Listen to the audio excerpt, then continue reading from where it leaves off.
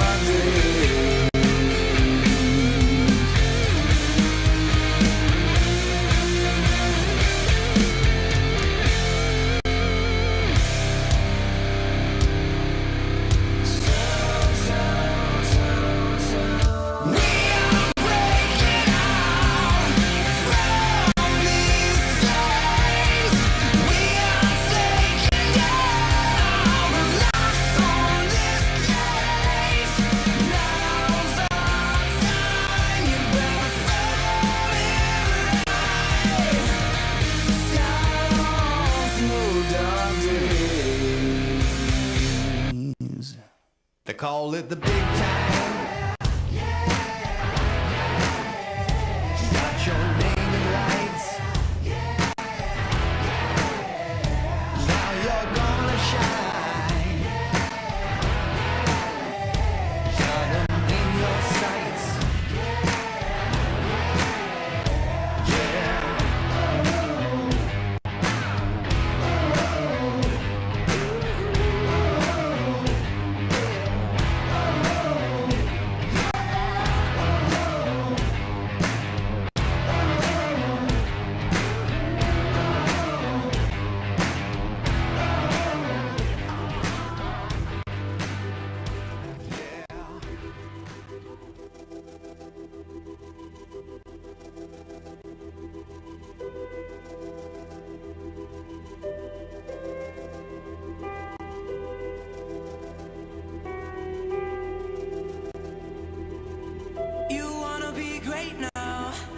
You're just trying to find a way out.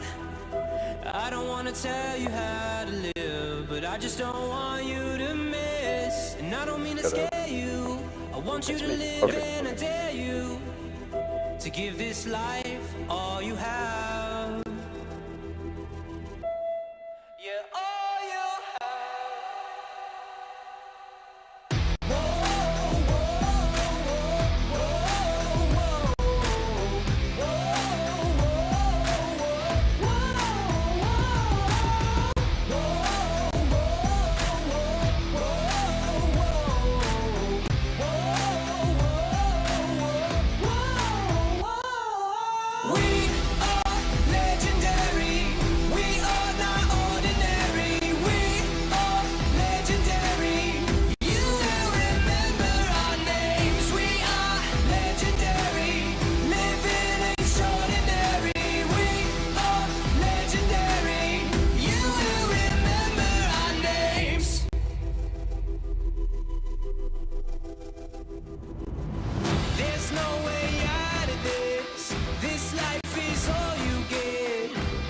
Shot to take, don't miss, just make, don't get it twisted.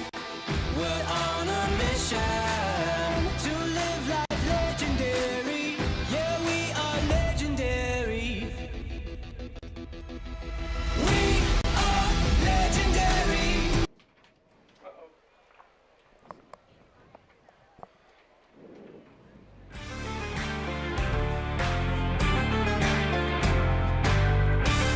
Back to pass, pumps once, throws deep, and there's only a Jesuit player back there. He's got it, the receiver fell. Jesuits picked it off into the 30, coming right side to the 35.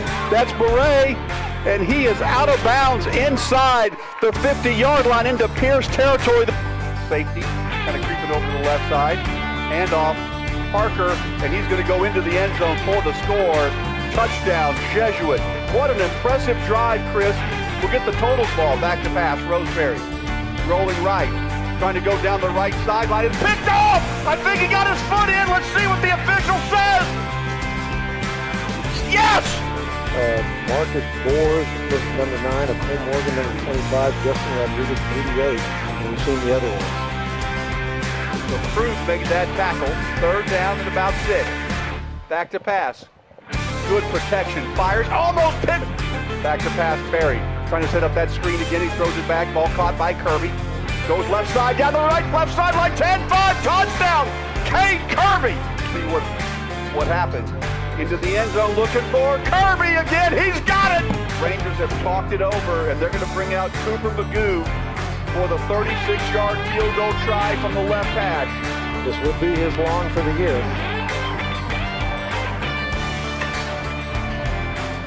He's 2 for 3 on the year on field goals. 36-yard try to put the Rangers out in front. Good snap, good hold, kick is up, and it is!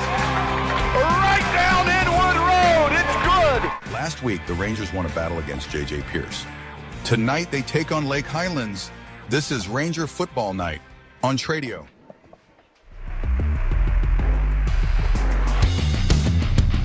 Getting a nice job. Ball gun is picked off at the 10, the 5. He'll go in for the score.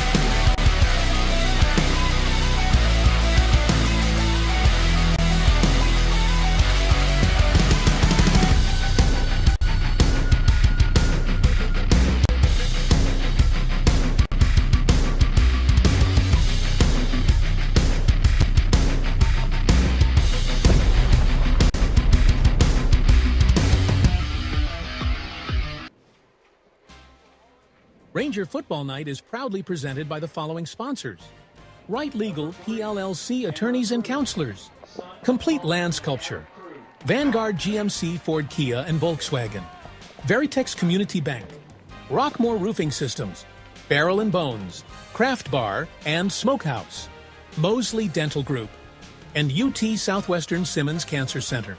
On behalf of the Jesuit Sports Network and this production of Ranger Football Night, thank you, sponsors.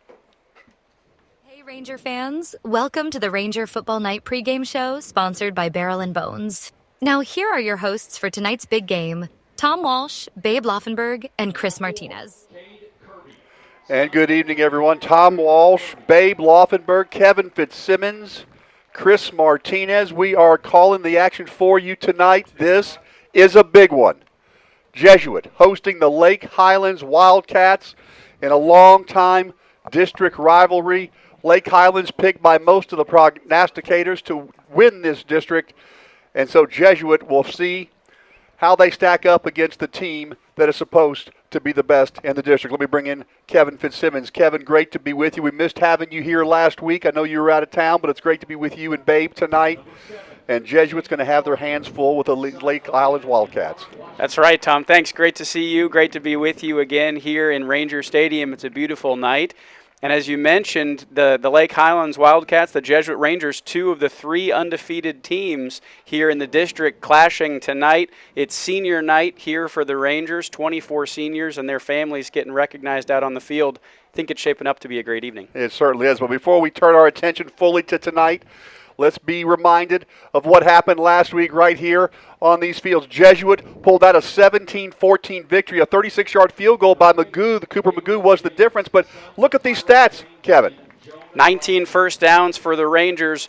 Beck Berry settling in, I think, a little bit here after 3 games in district in the season now, Tom. 166 passing yards, 145 yards for the Rangers on the ground. And ultimately, as you mentioned, the Magoo field goal was the difference in that game. Yeah, it absolutely was, and it was such a big win. And you just talked about Beck Berry, and I think he's been running the ball so effectively. You started to see that during the Highland Park game, but really getting comfortable. They like to roll him right, Kevin, and he's been dangerous, always looking for his dangerous receivers. He's got Shane Parker, Cade Kirby, Konings. He's got a lot of good ones. We've talked about it a lot, obviously, already with Barry making the switch from receiver last year to quarterback. It's taken him a couple of games, but now he's settled in. He's got 676 yards on 73 of 127. When he passes on first down, Tom, he's 30 of 42, completing 71%. As you look at the numbers here for Parker and Kirby, Parker last week versus the Mustangs, 72 rushing yards. It's great to have him back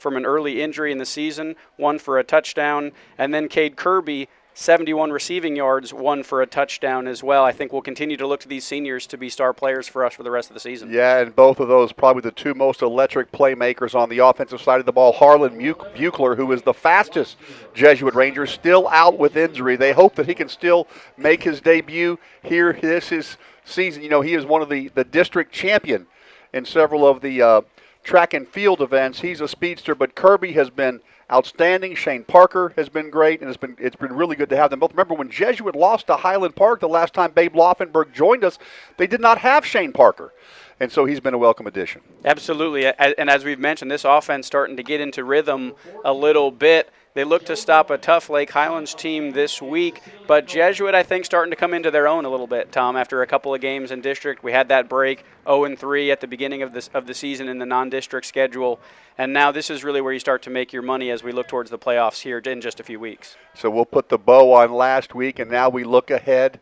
to tonight against the Lake Highlands Wildcats. I know we're going to take a look at the starting lineups here in just a moment as well, and Jesuit does have a couple of players that are on the offensive line, starters who are out, and we'll look at the starting lineups when we come back from a break. But Kevin, I think the biggest notable thing is that last week Luke Cutler, who is one of the starting offensive linemen, got injured. He's out, it looks like, perhaps for the rest of the regular season, and that's a big loss. They also had their starting center out already, so 2 offensive linemen out, so some guys are going to have to step up tonight, and we'll take a look at them in a minute. That's right, next man up.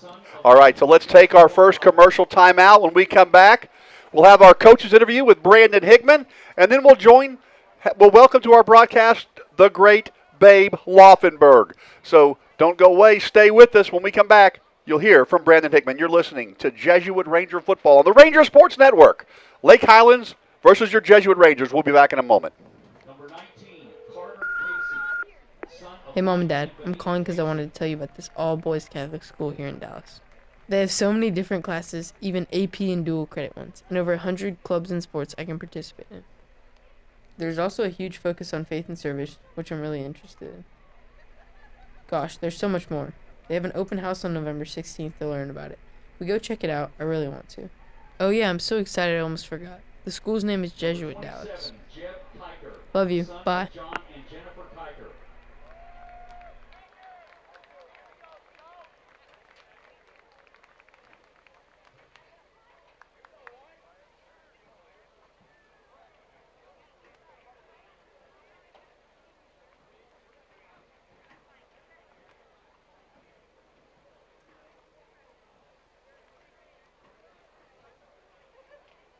Number 32, Noah Severio, son of Jason and Judith Severio. Okay, pregame show in 3, 2, 1. Welcome into the Barrel and Bones pregame show on the Jesuit Ranger Sports Network. Brian Henry here with head coach Brandon Hickman. And coach, it's another pregame show where we're talking about coming off a victory. Yeah, it's exciting. You know, I thought the kids really played hard last week against a good Pierce team, and it kind of got interesting there late in the game, and it went back and forth there, and we were able to take the ball down at the end, and Cooper Magoo made a really big field goal there to seal the win. Our defense got a big stop at the end as well, then we were able to run the clock out. But, you know, really proud of the guys for battling. You know, like I said, it went back and forth. At times, when they had the interception for a touchdown, it didn't look great, but our kids never batted an eye, and they kept playing, and I was really proud of the way that we handled that. Your offense had another good, strong offensive day. The points weren't there like they were a week before, but you also had full fields that you were having to play against, not a 40-yard field after some great special teams play. How have you been? How pleased have you been with the progression of your offense and your offensive line? Because they've been asked to do a lot in the last few weeks. I've been pleased with the offense. I mean, we're doing some good things. I think the main thing is we need to, we're running the ball pretty well. We still got to get better up front. We're young in some areas up front. A lot of these guys that are going to be back in a year. We have a couple sophomores we're playing too, which I haven't had since I've been at Jesuit. So, pleased with the way we're playing. I'd like to get our passing game going a little bit more. We will. I think that the run game has really kept us in ball games, and I think that, by being able to run the football, we're able to use the clock. And, we had a couple really long drives the other night, which I was happy with. I know we had a 17-play drive, took up a lot of time. I think that's who we are this year. I've always been a tempo team, but I think with a younger bunch, some guys up front, we might have to slow things down a little because we're playing really good defense. And so, you got to be able to tweak it and change it each year. And I think this is a year where we're going to be a little bit more methodical, play really good defense. And so, but yeah, proud of the offense as a whole, really proud of our defense the other night for the job that they did. Speaking of your defense, they're going to have to step it up. They've got probably one of their better tests they're going to face tonight against Lake Highlands and Chuck Smith and his offense that he captains as their quarterback. What's your game plan on that? Yeah, I mean, we're going to have to tackle the tailback. He's number 15. I mean, he's a good player. He's committed to SMU, and he's a big running back. And then the quarterbacks, he's a guy too. We're going to have to try to make some plays on. We're going to have to try to create a turnover or two. That's going to come down to turnovers. It's going to come down to special teams. That's something we're really emphasizing this week is special teams. We need to win the special teams game. I think that's going to be really big in the game. And then, like I said, tackling what we talk about every week and blocking, and staying on your blocks, sustaining blocks. But, we've got to get him on the ground. Christian Rhodes, he's a good back. And there's a reason why he's had a lot of offers, but our kids are up for the challenge. They always are, and I'm real excited about playing this game Friday, and I know our guys are too. Before Friday, you got a full slate of sub-varsity games on Thursday. What have you seen from those programs in the last week or two? I've seen some exciting things. I think we have a really good staff down there working with these kids, and we're able to carry 3 freshman teams, which is very unusual. Most programs in the state, they do not carry 3 freshmen, and we're fortunate enough to have 3 teams and playing a league, and so it's exciting for those guys. I know our white team had a really big win over Capel last week, and they get to play Allen for the 3rd time this week. Then our blue teams had success this season as well. And then our gold team, beat Pierce last week as well. And JV, we struggled a little bit on our JV, but those guys are going to be in good shape. We've taken a few sophomores off that JV bunch that have played on varsity. We've had to play some younger guys this year, but I'm real proud of the kids, the sub-varsity guys. They give us a good look every week as well, the JV kids of the upcoming opponent, and then we get to spend a lot of time with them running plays and doing different things schematically that we do on defense and offense with those guys. So the future's bright for sure. I'm excited that we have a lot of kids in the program. I think we're looking at right now with about 255, 60 kids, and really excited about the future of Jesuit football. The future is bright, but this tonight we will celebrate senior night. So we will honor those 24 seniors that you do have in the program that have been through to build it to what it's been and been a part of some really successful teams. What does it mean for you? I know it's a little early in the year to do it, but just with the way the calendar falls with homecoming, senior night's tonight. Yeah, it always seems like it's a little bit later, but hey, we'll take it now. We got a special group of seniors. I think we've got 25 seniors that have just done a great job, that have been a big part of our program, that are all bought in. That's the main thing. Anytime you have seniors, we've had bigger classes. But these 25 guys are really bought into what we're doing as a program. And I get to meet with the captains once a week in my office, and I've really enjoyed getting to know these kids at a different level than just on the field, because we're always so busy when we're at practice. But really special senior group. We've had some really great senior groups over the years, and this one's special. They care about each other. The team's chemistry is really good. And that, anytime you got that going on, it's your seniors that are taking control of the team, and that's what you want. I always say that, you know, player-led teams are great, coach-led teams are good. And when you have a player-led team, you know, we want them to have ownership in the team and have a say. And these guys are putting in the work every day. And but yeah, real impressed with those guys, and looking forward to celebrating them Friday. Okay, well, good luck, and hopefully we'll be talking about another victory All next right, week. thank you very much. This has been the Barrel and Bones pregame show.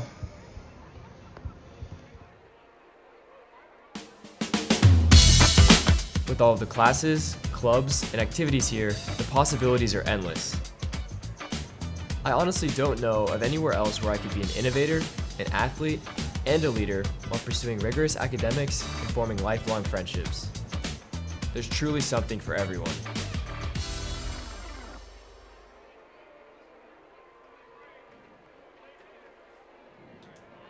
Welcome back, Tom Walsh, Kevin Fitzsimmons, the great Babe Laufenberg, Henry Gidio will be spotting for us tonight, and of course, Chris Martinez, the class of 1978 Gold Ranger Award winner. We'll be crunching the numbers, and we'll hear from him as well. Hey, Kevin, how about our title sponsor on Ranger Football Night? Right, Veritex Bank is proud to serve as the official bank of the Jesuit Dallas Rangers. We share a strong commitment to serving the community and making a difference in the lives of others. Learn how our shared values make Veritex Bank and Jesuit a winning team at www.veritexbank.com, member FDIC. All right, thank you very much, Kevin. How about the keys to the game? We just heard from Brandon Hickman. Why don't you talk about those for a minute? Yeah, keys to the game tonight. Tackle the tailback. Lake Highlands has number 3 and 4 in rushing leaders in the district. We want to take care of those guys tonight in the backfield. Create turnovers on the defensive side of the ball, especially early. Want to make sure that this defense can help fuel our offense. And lastly, win the special teams game. We've seen it over and over on big kickoff returns, Tom, have a huge jump for the Jesuit offense. When we can start with good field position, that allows the offense to flow right from there. All right, Kevin, let's bring in now the special guest, one of my great friends who I'm so glad has agreed to do a second game with us. 29 years on the Dallas Cowboys broadcast network, 17 years, I think, as the sports anchor of Channel 11, and one of the great all-time people in the Dallas-Fort Worth Metroplex, the great Babe Laufenberg. Babe, good to have you tonight. And I know this is a big one because I know that you've got a connection to the school. Of course, Joe Willie graduated from here, your son, but you also know some of these Lake Highlands players. I do, and I'm going to feel bad if Chuck Smith, the quarterback, both Joe Willie and I worked with Chuck. You know, he was 10 years old. Now he's throwing it around, doing a great job for Lake Highlands. And I must say, Joe Willie worked with him more than I did.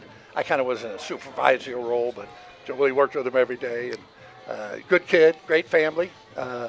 His parents are here. Just talked to them before the game. I asked Chuck on the field. I said, Chuck, you know, this is only a 2-digit scoreboard. I know you guys score a lot of points. Do I need to get an engineer down there to put up 3 digits? And he assured me that he didn't think they would put up 100. But I got to tell you, too, very quickly now, I worked a game. Brad Sham and I worked a game. Dan Rather did the game with us. Yes. In 2001. And it was so great having, I mean, obviously an iconic, a legend, whatever word you want to throw in there. And having Dan Rather in the booth in New York. We were playing the Giants, and, of course, he was at the time anchoring the CBS Evening News. And he couldn't have been kinder. Matter of fact, we were a couple of breaks into it, you know. We had play, commercial.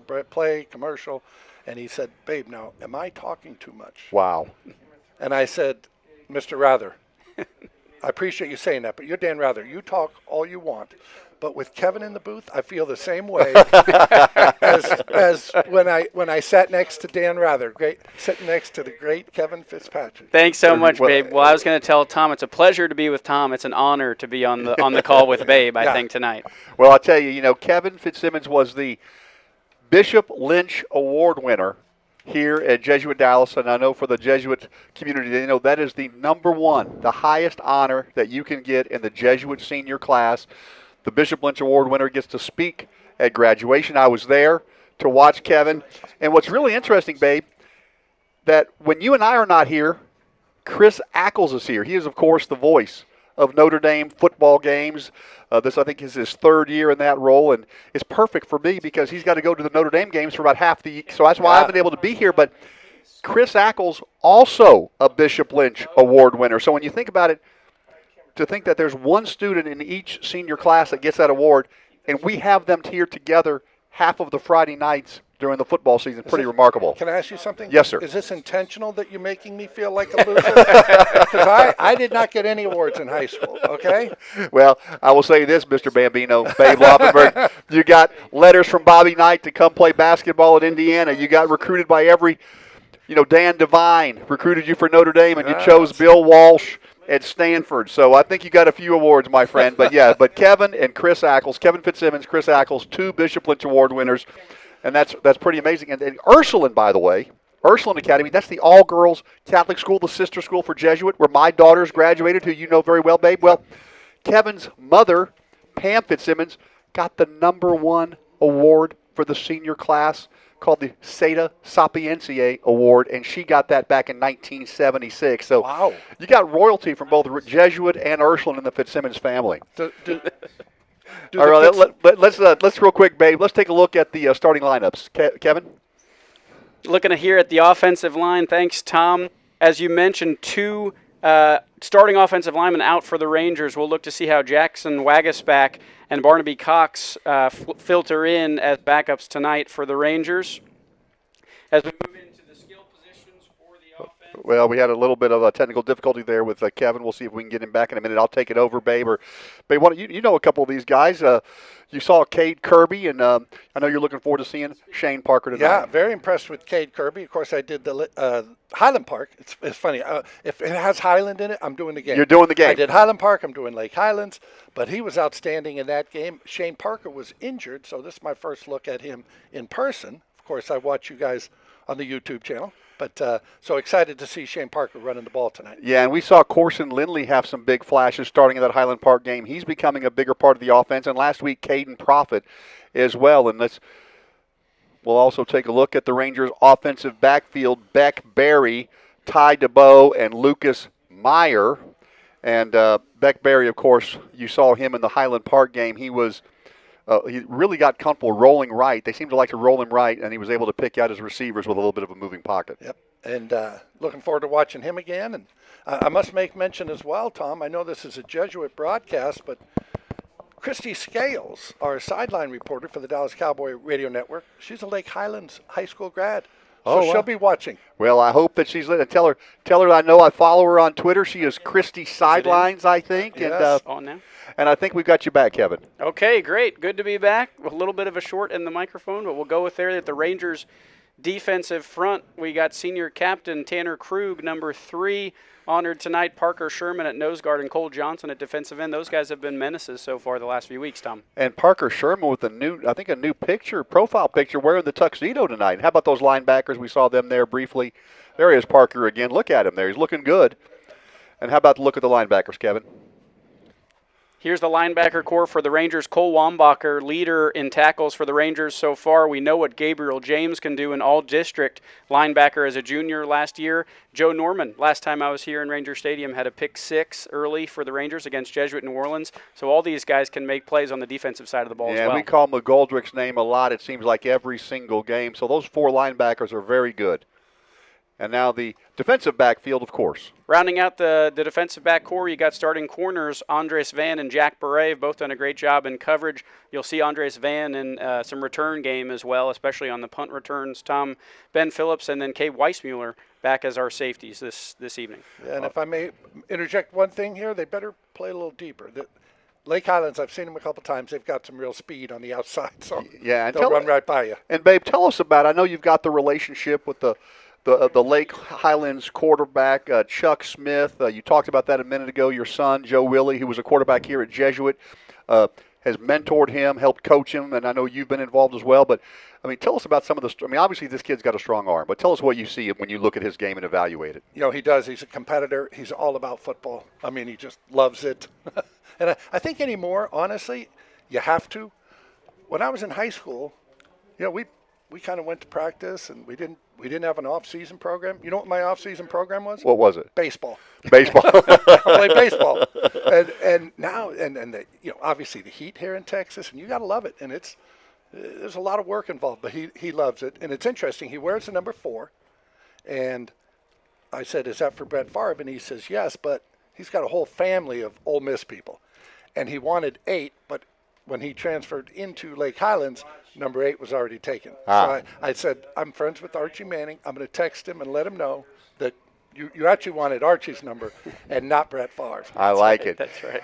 Chuck Smith, just to name statistics here on this side, as Babe mentioned, he's had a heck of a year already. He's 89 of 130. That's 68% of his passes completed. 1,539 yards, guys. 15 touchdowns and 1 interception. So that's twice as many yards as anybody else in district. Beck Berry, the second best quarterback statistically in the district. So we're going to see some offense here tonight, I think. Yeah, and Kevin, why don't you give us a quick review of Lake Highlands' season so far? Let's take a quick look here at the Lake Highlands season so far, because they have been destroying some teams. Lake Highlands the last couple of weeks in district 49-0 and 49-13 against their last 2 district opponents. One of those was J.J. Pierce, who the Rangers played last week and won in a close game against. So the Lake Highlands offense really taking care of opponents. They lost their first game of the season at Forney. Then they won in non-district contests against North Garland and Flower Mound. And then, as we mentioned, J.J. Pierce, and then last week again at MacArthur, 42-0. So not just the offensive side of the ball, but the defensive side of the ball too, Tom, looking strong. They have put up over 30 points in every game so far this season. Yeah, and, nobody's really, other than Forney, nobody's been able to play with them. So we're going to learn a lot tonight, Babe, about the improvement that we think we've seen the last few weeks from this Jesuit Ranger team, because they've got a very tough test, and this really is the class of the district. I mean, everybody that follows high school football said Lake Highlands was going to be the team to beat if you wanted to win this district, and they're right. They're right. That's exactly right. And we talk about Chuck Smith, the quarterback, and he really can spin it, and he does have some speed on the outside. But their running back, Franklin Evans, he's a junior. He's the second guy. He's already committed to SMU.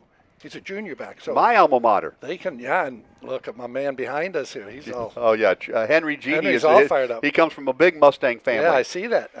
But so they're defensively they're gonna have their hands full, and it's one of those games I always like to talk about. And I felt this way about the Highland Park game. It's a game where you're gonna have to manufacture points. Yeah. You got to either get a takeaway, take it in for a pick six, block a punt, onside kick. Anything to kind of generate points other than just going toe-to-toe. Well, we're looking forward to it. We're getting very close to kickoff. Let's take a final commercial timeout.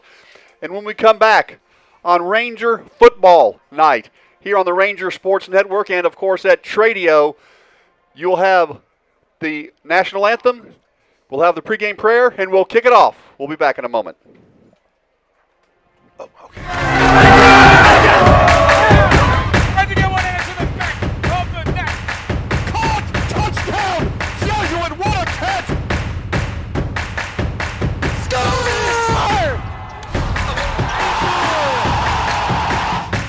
It's a goal!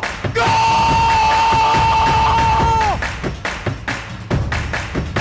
And the Rangers win the game!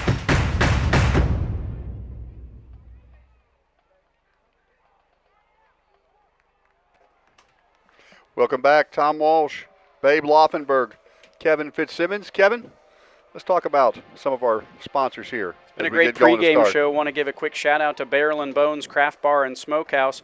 Barrel and Bones is proud to support Jesuit Dallas in our community, support local, and catch every Jesuit game on the big screens at Barrel and Bones. Order online for delivery and use code JESUIT, Jesuit, for $5 off your order. As we get ready to go here, 30 seconds counting down on the pregame clock. All right. One quick correction here. I think I said Franklin Evans was the SMU commit. He's a heck of a back, number 3. But the SMU commit is actually Christian Rhodes. They'll play both backs, but yeah, 4-star, I guess, as Chris Martinez told me. And anytime there's a numeral involved, you always go to your statistician. Yeah. So if he said 4-star, I believe him. Well, Babe Laufenberg, Kevin Fitzsimmons, Chris Martinez, I just heard from a voice from our past, the great Brian Montgomery, of course, longtime sports information director here, now living in upstate New York, listening in tonight, said to tell you, Babe, and you, Kevin, and you, Chris, hello. And he said to say hello to Henry G.D. as well. So Brian Montgomery in upstate New York listening tonight. And I got to tell you, I'm saying this about Tradio. You know, last week when we left this broadcast, we had about 1,300 views of the Jesuit versus Pierce game. I thought that's pretty good, 1,300 people watched a little bit of the game. When I checked it the other day, we were over 2,000 views. So that means we had over 800 people that took the time during the week and go back and watch this, which is really a cool feature to have these games on YouTube. So enjoyed and appreciate all that Tradio does. The captains come to the center of the field right now. And, Babe, this is a new look for Jesuit tonight. They unveiled the uniforms, and you immediately picked up. You said, hey, Tom, are those Under Armour? And that's exactly what they are. They look sharp, don't they? They certainly do.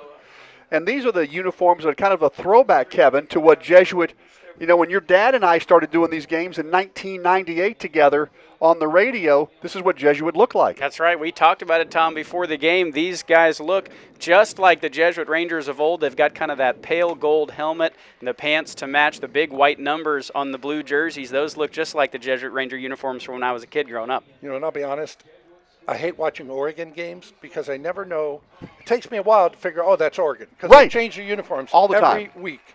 And I love the traditional. I remember Nick Saban said, somebody asked him about uniforms or alternate uniforms. He said, we have 2 uniforms, home and away. That's great. Well, look, you've always got some good. So did you get the, Kevin, who won the toss there? I was talking with Babe. Did you get that? Not sure who won the toss, but it looks like Jesuit's going to receive here in the first quarter, and we'll receive that first kick and be on offense to start the game. All right, so Jesuit 17-14 victory last week. Again, it was a 36-yard field goal by Cooper Magoo that sealed the victory, a nice pressure kick, and it's always good, Babe, when you can have a kicker. You can practice it, right? You can run them out there, kind of try to simulate game conditions, but with the game on the line, under 4 minutes to go in that one, you come in, it's a 36-yarder, should be makeable. He drilled it right between the uprights. It was perfect, but that's got to be great confidence builder for a kid like Cooper Magoo, whose brother, Noah, was a great kicker here at Jesuit as well. You'll remember him from last year when he was doing the Jesuit kicking against Highland Park when you did that game with me. Well, and those kickers, to your point, you can't simulate that pressure until you get out there. Now, coaches will try all sorts of things. They'll yell, they'll have the team scream, yell at the kicker while he's in practice. While he's doing it, they'll throw things at him, trying to distract him, trying to give you the feel of the game. But until you get out there and the pressure really is on, yeah, right, exactly. You never know how they're going to react either. And I was watching that, and he drilled that kick. You think that that was not a paint scraper? Yeah. Well, we're gonna pause for just a moment. We're gonna have our pregame prayer, and then we'll have the national anthem, and then we'll kick this one off. So stand by.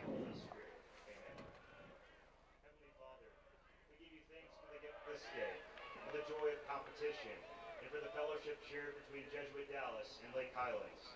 Bless all our players tonight. Keep them safe from injury. Grant them strength, courage, and respect for one another.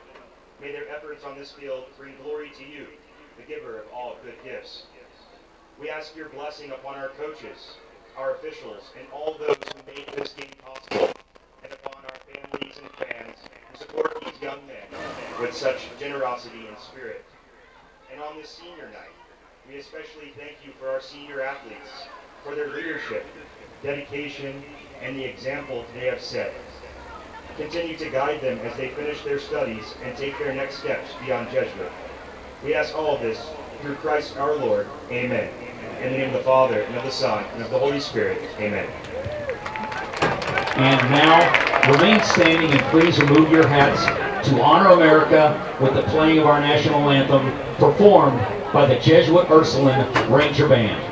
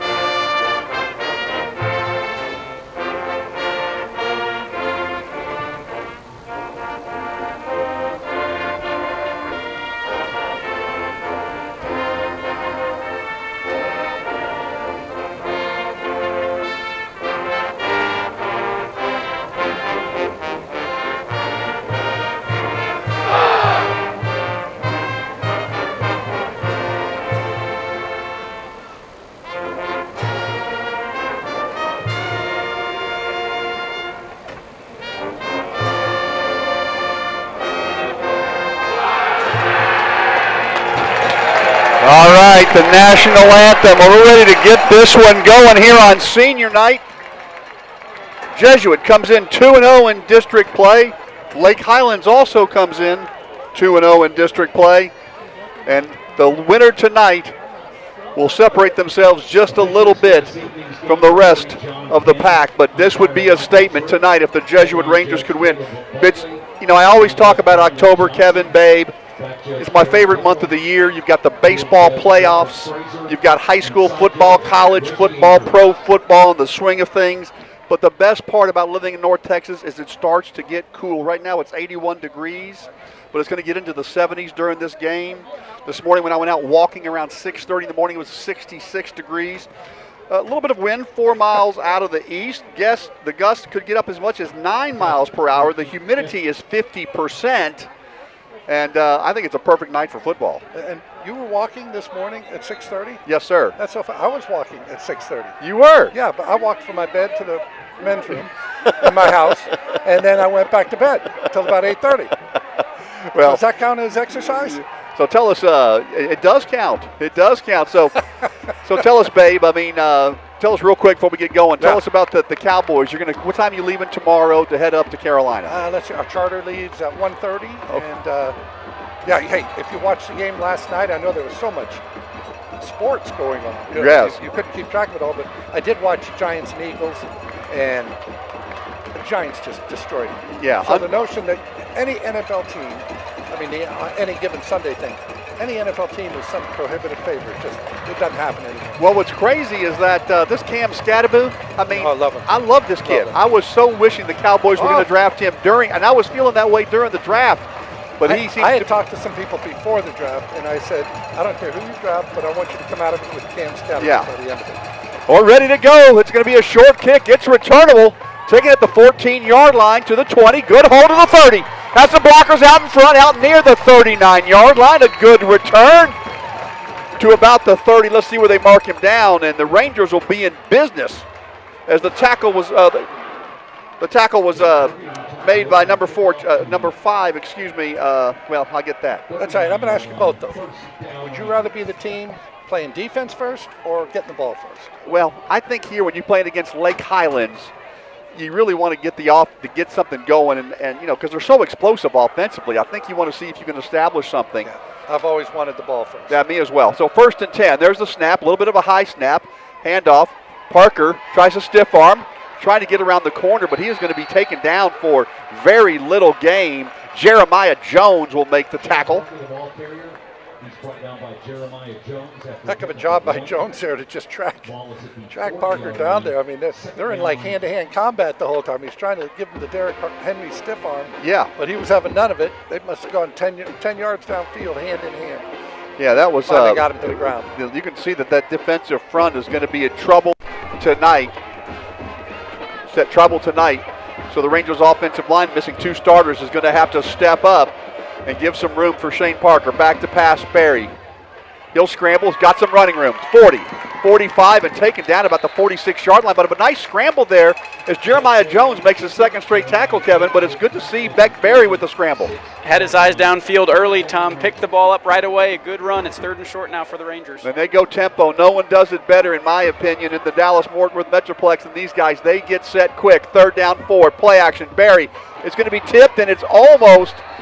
Oh, it seemed like it hung up in the air, Babe, forever. That was a dangerous, as he was looking for Kirby, but now it's 4th and 4. I wouldn't be surprised to see Jesuit do a little quick kick here, but they'll probably line up and see if they can't keep Lake Highlands from putting someone back to receive this kick. And let me just say, as a quarterback, you know, that ball gets tipped in the air, and that one went up really high in the air. You just hold your breath, saying, "Oh my gosh! Please hit the ground! Please hit the ground!" It seemed like it seemed like it was up forever. 4th down, 4. Now he's going to step back. I think we're going to see that quick kick. There it is. High snap! Not able to bring it in. He has to just jump on it. So a mistake early for the Jesuit Rangers as Samuel was quickly there. Barry couldn't. It was a high snap. He couldn't bring it in. And he was just didn't want to take a chance, guys, and jumped on it. 4th down, and it's going to be Lake Highlands with a great opportunistic play there to begin. They'll start at the Jesuit 30. The quick kick burns you that time a little bit, Tom. High snap, as you mentioned. Beckberry does the right thing, which is just fall on the football. Can't let the Lake Highlands team scoop it up, but now it's a short field for the Wildcats. All came back just a little high and a little hot, and that's a bad combination. Yeah, it's a bad combination indeed. 1st and 10. We'll look at our first look at Chuck Smith.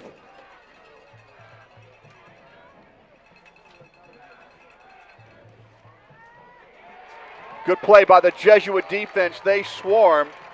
Andres Vaughn was the first to make contact. Van did a great job that time, Tom, to break through. His big number 17 for Lake Highlands, Conrad Ince, out there on the block. He held him steady, breaks here you see it here on your screen, breaks right off of that block and makes a tackle for no gain. Great play that time by Van. 2nd down 10. My goodness, look how tall Christian Rhodes is. The 6'2", almost looks like Eric Dickerson back there, back on the Pony Express days. There's the snap. Handoff, Rhodes, right side, has a huge hole. Quickly closes, but he was able to get back to the Jesuit 24-yard line, bringing up 3rd down 4 before Wambacher brought him down. So what do you think here, Babe Laufenberg? You know this Chuck Smith. You think he goes up top, or do you go to Rhodes again on 3rd and 4? Honestly, that's the beauty of the offense and the weapons he has. He's got a big back in Rhodes. You can hand it off there. Even if he gets you 2 or 3 yards, now you put yourself in a 4th and 1, 4th and 2, and you can go for it from there. Wasn't Dickerson about 6'3"? He was about 6'3", yeah, was. Yeah. And ran upright, too. Ran kind of like, yeah, there's a snap. Smith back to pass. Here comes the Jesuit rush. Ball is delivered on the money, breaks a tackle inside the 10, still on his feet. And it's going to be brought down at about the 6-yard line. Norman finally brought him down, but not before he broke some tackles. And it's 1st and goal, Kevin, and that's not what the Rangers defense was looking to have happen on 3rd and 4. A lot of missed tackles. No, it was a great scheme that time by Lake Highlands, Tom. They bring the running back out. He runs a little wheel route at the left side, and then the crossing route, number 6 that time for Lake Highlands, was wide open. Oler Osorolor was open for the 1st down, and now it's 1st and goal. 1st and goal from the left hash. 2 backs in the backfield with Smith. There's the snap. Quickly into the flat. Got caught. Did he get in? There's no signal. Yes, touchdown. Touchdown is the call. So Lake Highlands gets the bad snap, the high snap that could not be controlled by Barry. They get it at the Ranger 30-yard line, Babe, and a very quick drive for this dynamic offense from Lake Highlands. Yeah, the last thing Jesuit wanted to see was a 3-and-out, effectively a turnover, even though it doesn't go down as a turnover because it's on downs. But then Lake Highlands just comes down. They convert. The 3rd and 4 conversion for Lake Highlands was big there. Here's the extra point. It's up, and it is good, and we are now 7-0. Lake Highlands takes the lead. So Jesuit, they've been here before. They were down 14-0 to Highland Park, which was probably the other top team that's been on the schedule this year. Well, they played 3 good teams with New Orleans Jesuit. Of course, Kevin, we saw them. They looked up, and you called the Hebron game, I believe it was, with Chris Ackles. So they had 3 very tough non-district games. But Lake Highlands Jesuit was down 21-7, 14-0. Came back to 28-14 with the ball at the 41-yard line of Lake Highlands and was not able to get that 4th and 1. And then Lake Highlands piled on a couple of late touchdowns. So it looked like a lot worse than it was, 42-14. And we've got our scoring sponsor, Mr. Kevin Fitzsimmons. Scoring summary provided by Vanguard Auto Group. This scoring summary is proud to stand behind Jesuit Athletics with GMC Kia Ford dealerships in the DFW Metroplex and surrounding areas. We're here to be your hometown dealer. Visit VanguardAutoGroup.com and schedule your test drive today. Go Rangers. That scoring drive, 4 plays, 30 yards. As Babe mentioned, didn't have far to go after the turnover, the more or less a turnover by the Rangers on 4th down. It took 1 minute and 56 seconds, and it's Conrad Ince, 7 from Chuck Smith on the touchdown reception. So 7-0, Lake Highlands up early. This kick will be returnable again. Kirby's going to take it at the 10-yard line. A couple of blue jerseys out in front. He gets through 1 round of defenders, but is tripped up at about the 27-yard line. We'll see where they mark him down as McRoy made the tackle. So, Babe, back when you were slinging the ball around in Southern California, did you get behind very much earlier, or were you guys pretty tough your senior year? In high school? Yes, sir. We were pretty good. You know who we were? Who was that? With all apologies to the University of Texas, we were like ranked number 1 in the city and all the CIF, which is the equivalent of the UIL. And then we weren't ranked number one about 2 weeks into it. So yeah, you. But no, it was the beauty. Honestly, I grew up in Los Angeles. We played games at night, and you always had nice weather. Oh yeah. You know, we didn't have wind. It was typically going to be about 70, 75 degrees. Never had to play in the heat like these guys do. Well, Jesuit back on offense. 1st and 10, little penalty there. So the Rangers get good field position up to the 38-yard line, 10 yards after the Cade Kirby return. And Beck Berry setting the play. Still 10 seconds on the play clock. 2 receivers right. Play action. Looks over the middle. Incomplete. He was looking for Joseph Koenigs, who's become a much bigger part of the offense. Coverage on the play was Lloyd Wyatt, but it goes incomplete. Looking for kind of that post from the right side, and Koenig was getting tugged on a little bit as he was going. Honestly, not saying it should have been thrown, but I was looking for a flag. Could have been thrown. Could have been called for sure, and I'm sure that Brandon Hickman and that offensive staff would have liked to have it. Now look at this. We got a little trips right, 3 receivers, almost in a diamond. If you'd have 4, you'd have the diamond for sure. Almost 3/4 of a diamond. 1 receiver, Kirby to the left. Handoff. Right side. Meyer breaking tackles. Good hard run by Meyer up to the 43-yard line. And Kevin, he's starting to become quite the threat as Nicholson made the tackle. It was a great run that time by Lucas Meyer. Just like you, Tom, I think everybody got drawn to that trips right, that bunch formation way outside on the right side of the field. Meyer had a little bit of an open hole there for the runs. Good call that time, I think, by Coach Radigan and Coach Livingston. So that is 3rd down and about 5.5. Let's call it a long 5 or a short 6 at the 43-yard line. Call it a long 5. I like a long 5. All right, I like that better too. 3rd and 5. Barry will have. Come on, wait a minute. You're an attorney, Tom. You're supposed to manipulate these things. Ball is thrown a little bit high, incomplete. So Barry tries to go again over the middle to Corson Lindley. Lane is on the coverage, and now an interesting decision. You're down 7-0. I think you got a punt here, guys. Yep. And this time they're not going to do the old quick kick type of thing with the quarterback. They're throwing the punting team out.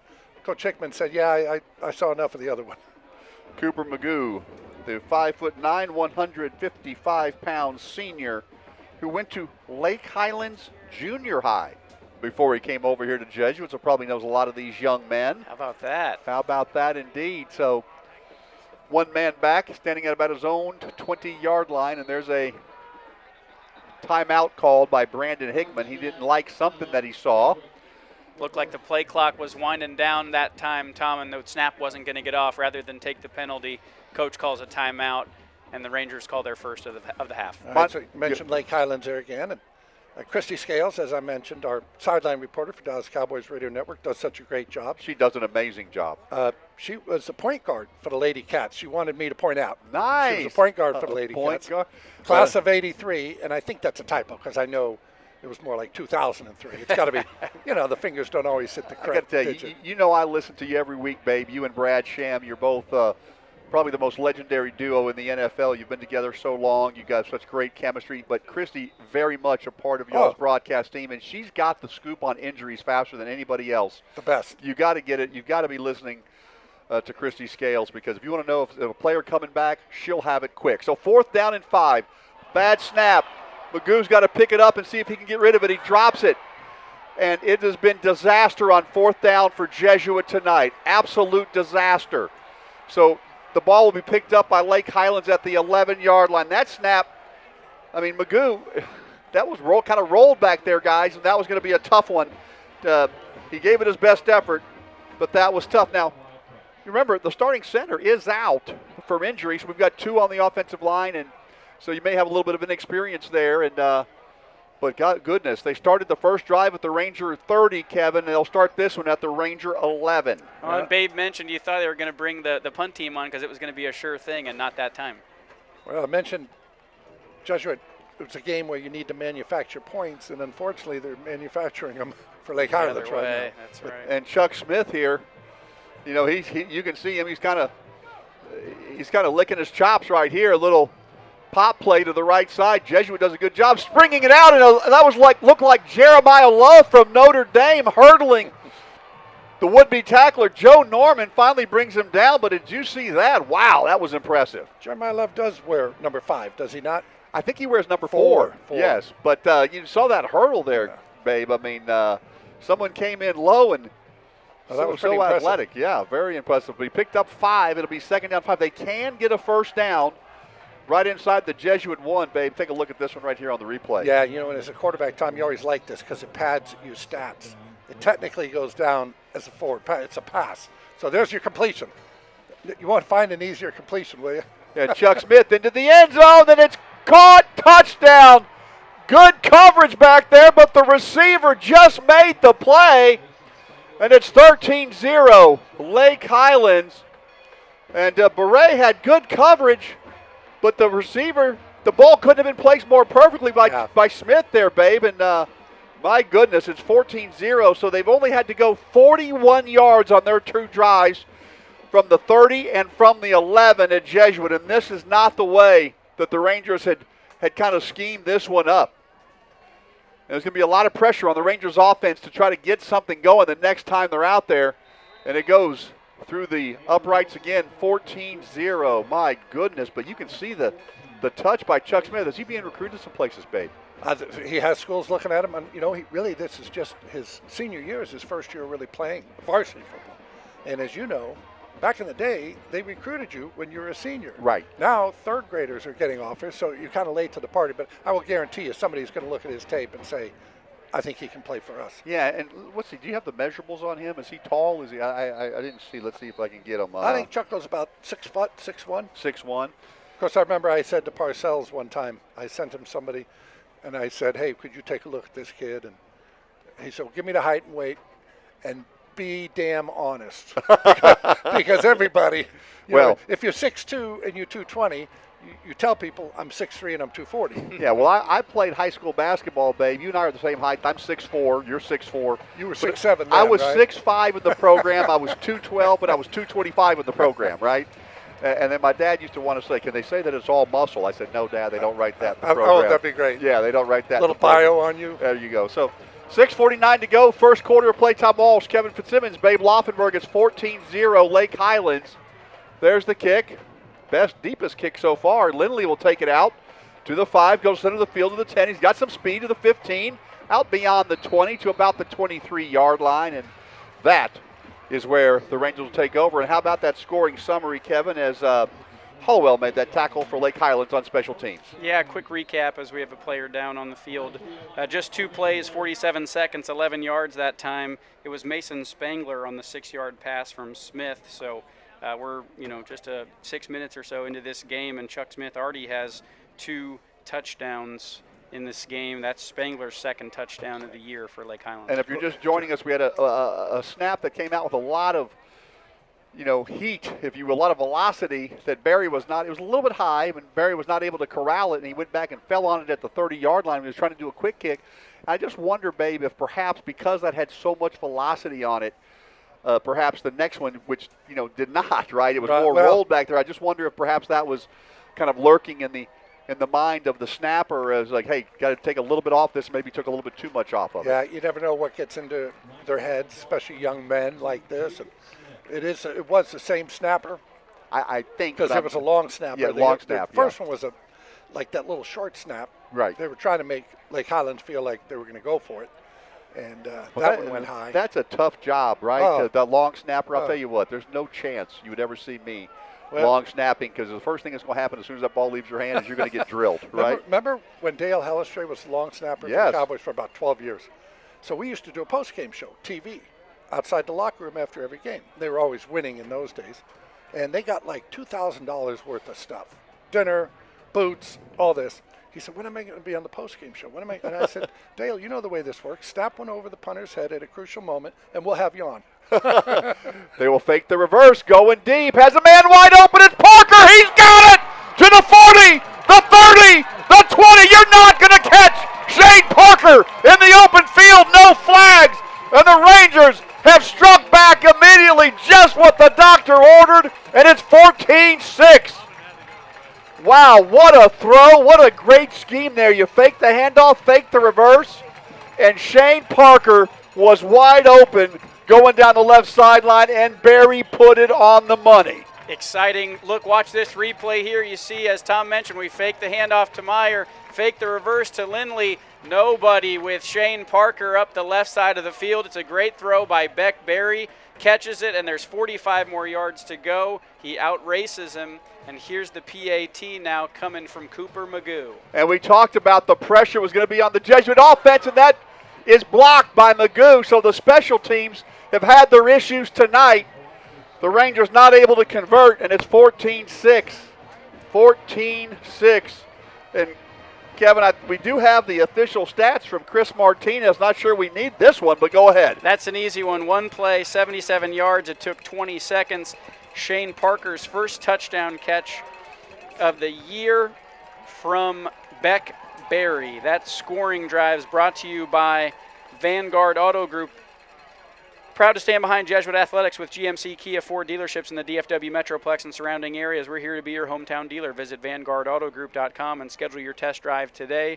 Go Rangers. Just want to give a quick shout out, Tom, to our first quarter sponsor, UT Southwestern Simmons Cancer Center. Start cancer care with the highest level of expertise, UT Southwest Simmons Cancer Center, with locations around Dallas and Fort Worth. Right here, right now, for you and your family against cancer. UT Southwest Simmons Cancer Center. Well, thank you very much. And go back to that last play, which we got Shane Parker so wide open. And Barry's back is turned with all the faking. His back is turned to the defense. You turn around and you see the guy running, and I swear to you, you say, okay, I'm missing someone. I'm not seeing a safety. I do. I will guarantee you, he said, okay, no, there's got to be someone that I'm not seeing, and they do. Guys get obstructed. I always say easy to play quarterback from 200 feet in the air. We see everything. You're down there on the field. You got a guy in front of you. You got linemen. And I know he said, okay, who am I missing? Right. You know. Well, you know, and I think about it as Magoo will kick it off. I always think we'll get this after the return to the 10-yard line to the center of the field. Gets a block, still on his feet, and will get out beyond the 30-yard line, near the 35, up to about the 37. So a good return. But, babe, I think that when you're that wide open, you know, how much harder is it to catch it like for Shane Parker when you're that wide open, right? Right? Same thing. How many times do you see the wide open guy drop it, and then you see the same guy draped all over him, right? He makes catch because you force to concentrate. And Shane Parker, I guarantee you, was the same way with that ball just being perfectly placed. Perfectly placed. You can't throw it. In your mind, you say, oh, just don't drop it. Don't drop it. As opposed to catch it, you know, figure out a way to catch it. No easy task to put it on the money, too, babe, once you see him wide open. That was a great job by Beck Barry. Yeah. Handoff, Rhodes, 6'2", watch out, into the second level, and he's gone. So this has been a game of big plays, and it is 20-6. So after Jesuit's offense strikes quickly, Lake Highlands comes back and quickly strikes 63 yards by Rhodes, and it is 20-6. And so 6:11 to go here in the first quarter of play, and it's like a ping pong table, but people score in one play both these last two drives. We're going to hurt our necks here pretty soon, looking back and forth, left and right down the field as these big plays go on, Tom, as we prepare for the PAT. Christian Rhodes that time, it's not like he was untouched through the line of scrimmage. I mean, he made it look easy as he broke a couple tackles. It did. I talked about him looking a little bit physically like Eric Dickerson, who was a 6'3", the star of the Pony Express, of course, with Craig James back in 1982-83. Well, you know, he looked like Eric Dickerson, and when he got to the second level, I mean, he was gone. Andrew Wilson did kick that one through, but there was a penalty, so they'll have to kick it again. And, babe, I think we'll let you give us this scoring drive summary. Here is Chris Martinez having to work overtime and write out these Post-it notes for us every other play, it seems, as Wilson now will steady himself, steel himself for the kick. There's the snap, the hold. The kick is up, and it is good. And it's 21-6. So, my goodness, the Rangers offense now has the pressure come to them again. And we've got our scoring summary from Vanguard Auto Group, brought to you by the great Babe Laufenberg. This scoring summary is sponsored by Vanguard Auto Group. Vanguard Auto Group is proud to stand behind Jesuit Athletics with GMC, Kia, and Ford dealerships in the DFW Metroplex and surrounding areas. We're here to be your hometown dealer. Visit VanguardAutoGroup.com and schedule your test drive today. And Go Rangers. All right. Let's take a look at that last touchdown run here. And there was just, once he got through that initial line, you have 3 levels of defense, right? Your line, your linebackers, and your safeties. Once he got through the initial line, there was no one there, and you're just not going to catch him. Again, you mentioned it. He does have that upright running style like Eric Dickerson, and he is committed to SMU. Yeah, so. How about these drives, though, guys? These were all touchdown drives. 4 plays, 2 plays, 1 play, 1 play. And one of those 1 plays was from Jesuit. Wow. But Lake Highlands answer. So if you're just joining us, it's 21-6 Lake Highlands, and we're not even halfway through the first quarter. Tom Walsh, Kevin Fitzsimmons, Babe Loffenberg, Chris Martinez, Henry Jeaney. There's the kick. You're listening at the Rangers Sports Network, also on Tradio. There's the return, and not to the 21-yard line, only to about the 16, Corson Lindley, as the tackle was made by McRoy. And so the Rangers have got a lot of real estate, Kevin, to make up here. It'll be 84 yards from Pater. Yeah, Tom, let's see here now. We had the big play to Shane Parker. Might take 2 plays instead of just 1 with 84. Hope so. So this is crazy. It's crazy. Let's see what the Rangers can dial up. If you like offense, this is the place to be. And you got single coverage out to the left to Cade Kirby, who has been the money receiver for Jesuit all year. Play action. Looking over the middle. Koenig doesn't bring it in. That ball was there, guys. They've had that play twice now and just haven't connected. It's that but same they've post had it route. Yep. Yeah, Wyatt was on the coverage, and Koenig has been very sure-handed, and you kind of saw him tap his helmet. He'll be ready for the next one. Yeah, that's one, honestly, the quarterback is saying, I got to give you a ball, and the receiver is saying, I got to catch it. Yeah. A little high, but Koenig but obviously wanted to bring that one in. And he's very sure-handed. So 2nd and 10. But the good news for the Jesuits is they are showing they can get that pattern. So we'll see what they do here. As they said, Meyer out in motion. Back to Shane Parker. He's going to throw it back. It's going to hit the ground, and it's going to be rolling around, and it looks like the white jerseys have it. If that was a throw backwards, Lake Highlands going to have it. It was. Let's see here as the referee's coming in, looking like he's saying incomplete, and that's what obviously Coach Hickman and this coaching staff are saying as well. Yeah, it's going to all depend on whether the ball was being thrown backward, which it looked like it was. So Shane Parker's throw did not get back to Beck Berry. The Rangers pulling out all the stops here tonight, and the Rangers dodged one there. That could have been disaster. Ooh. A 3rd turnover inside their 30-yard line, and that was ruled a forward pass by the officials, and the Rangers got lucky. It goes incomplete. Inside your own 20. I would say it's a good thing replay isn't in effect in high school. Yeah, I thought that was a backwards pass. It sure did look backward. Okay, 3rd down 10 for the Jesuit Rangers. Berry will have Meyer next to him. 2 receivers left. Parker's in the slot. He just had that 77-yard touchdown grab a minute ago. Back to pass. He'll throw, and it's picked off. Dropped. He had it for a moment, and it was dropped. But, guys, now the Rangers have to punt, and that's been an adventure tonight. McRoy will do the kicking chores. McRoy almost had the pick, and the Rangers will have to punt. That time it was number 94, guys, Jordan Condoba, big defensive end. There was only 3 down rushers for Lake Highlands, and he made his way all the way back to Beck Berry. That was a shame there. It was a 3-man rush, and they didn't pick him up, and Berry took a big hit at the end of this thing. He really did. That was like a cannonball shot in your chest right there for him. Timeout was called by Lake Highlands. Nice snap there. But it's if you're just joining us, let me recap where we were. Jesuit took over, went 3 and out. On a 4th down, looked like they were going to do the quick kick. And the snap was a little bit high. Berry couldn't bring it in and was not able to. He had to go back and cover it at the 30-yard line. Lake Highlands quickly scored in 4 plays. Then on their second possession, Jesuit had a bad snap on the punt. Lake Highlands took over at the 16-yard line, I believe it was, the 11-yard line, quickly scored. Jesuit got the ball back, and in one play went, was it 73 yards or 77 yards to Shane Parker. And then Christian Rhodes got the ball in 1 carry for, I think it was 62 yards. 63 yards to go the other way. So that's the scoring so far. We'll get our break next time we have a timeout. My apologies to our producer, but Jesuit needs to get a good snap here, and they've got to get down and make the play on special teams. Special teams has been tough tonight for the Rangers. They have not been able. They've also had an extra point blocked. So standing at his own 4-yard line. Magoo, good snap. The kick is away, and he got rough. There's a flag, so the Rangers should get this ball back.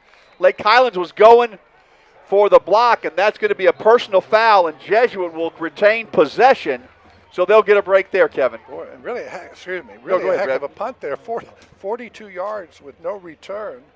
But I think it's going to give the Jesuit Rangers a first down here, like you said. Yeah, it is indeed, and just what the doctor ordered.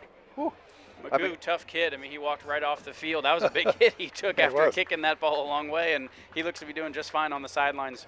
Fortunate for the Rangers that time, and now they'll have better field position. Yeah, they were back at their own 16. Remember when I said that I wasn't going to be a deep snapper? Yeah. I wouldn't be a punter either, or an offensive lineman, or a defensive lineman. I like being right up here, guys.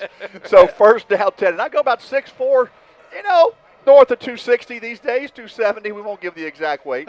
There's the handoff right side. Shane Parker, he is hit and driven. They are a hard-hitting team. They really swarm the ball.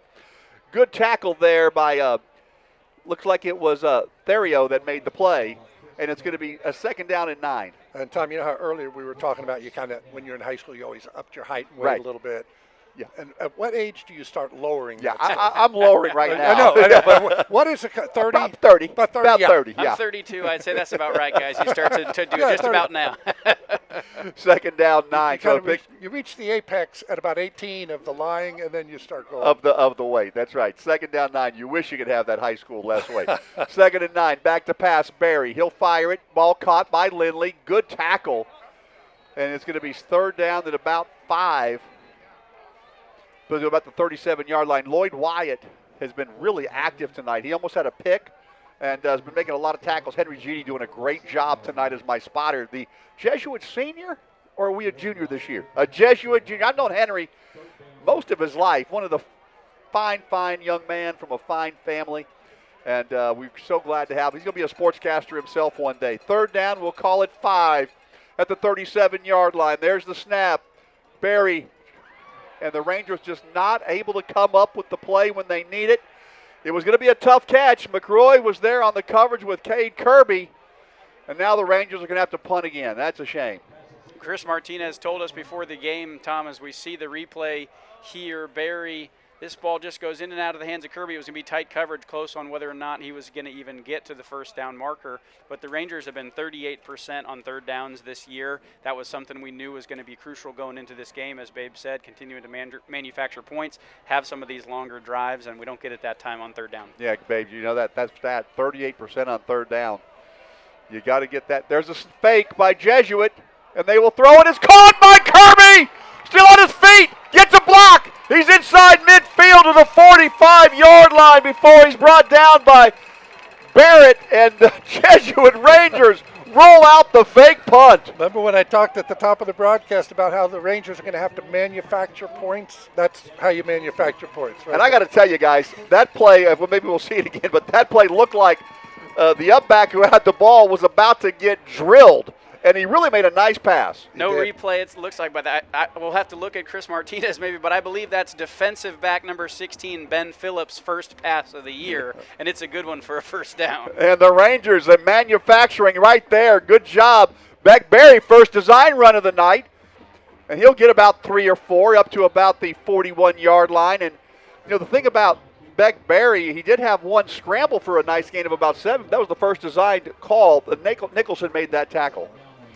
That's a play you put in during the week, and you work on it, and then you keep your fingers crossed when you call it, if you're Brandon Hickman as a head coach. But Ben Phillips has been dreaming about that. I guarantee you, the only thought in his mind last night when his head hit the pillow was, oh, God, I hope we call it. And then the second thought was, oh, boy, I hope I don't mess it up. Well, he made a great play, and he was under some pressure. Back to pass. There's a screen pass to Meyer, and he is going to be taken down by Aiden Little, and he lost about 3.5 on the play. So now it's going to be third down 11 at the 46-yard line. So after Jesuit called the fake punt on 4th and 5, they've lost about 1.5 yards, maybe 2. And it'll be third down and long. Kelly Barton, one of our loyal listeners listening tonight, her son Jack Barton, of course, was a star here at Jesuit. Back in that 2019 season, went up to play at Vanderbilt and had a great career up there as well. So her and her husband Michael Barton listen all the time, and we love having the Barton family. So 3rd down 11. Back to pass. Under pressure. He's going to scramble. Gets a nice move by Barry, but he will be brought down at the 45-yard line at the line of scrimmage. And so many white jerseys. Holden Lane, Jeremiah Jones, both collapse on him. And now it's 4th and 10. Yeah, Babe, are you tempted on 4th and 10 from the opposition 45 to go for it? Yeah, with the struggles on special teams, 4th and 10 is tough here. It's a lot of yards. It's a lot of yards. I mean, I know that Brandon Hickman was hoping to get 5, 6, 7, put it into a 4th and 3, 4th and 2 situation. 4th and 10 is tough, but you know, you're down 21-6. You know that Lake Highlands is not done scoring points, but you hate to give them the short field like they've done twice before, obviously, in the game.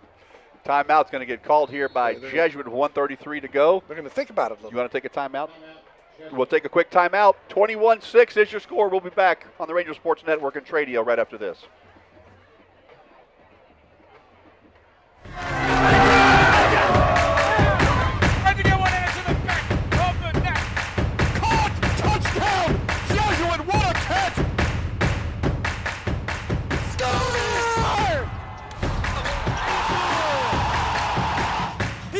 Goal! Goal!